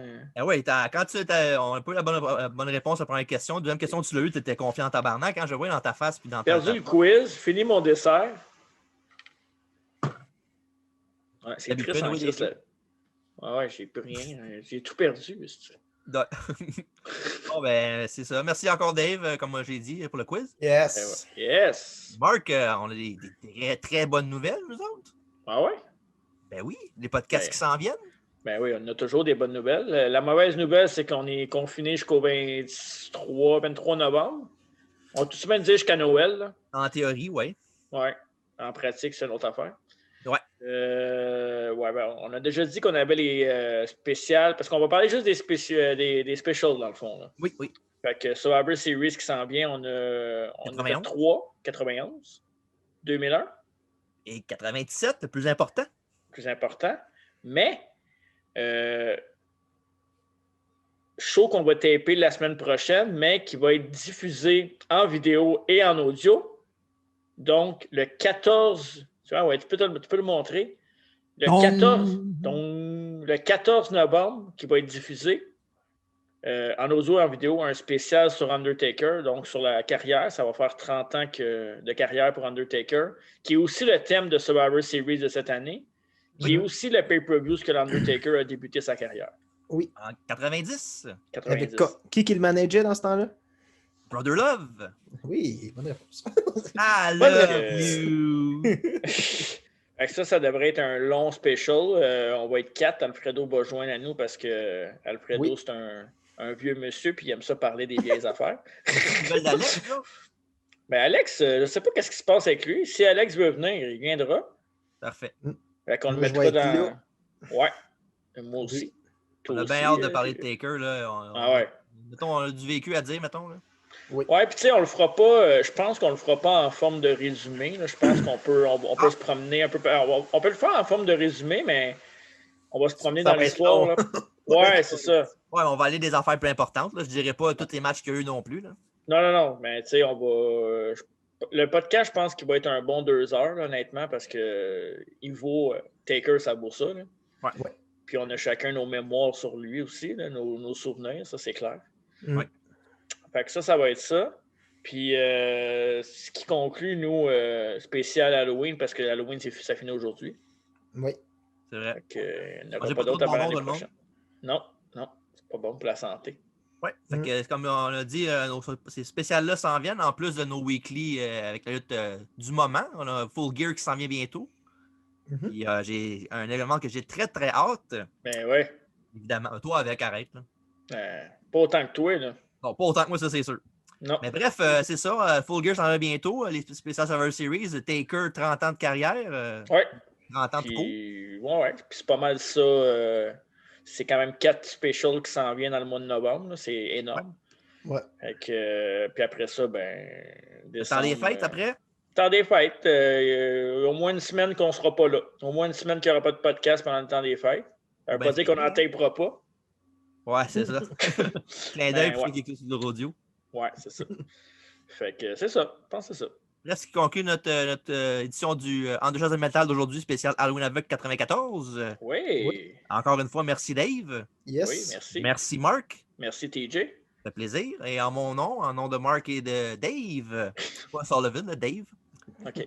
On vous souhaite une bonne fin de soirée. N'oubliez pas de m'écrire sur Facebook. Salut. Salut.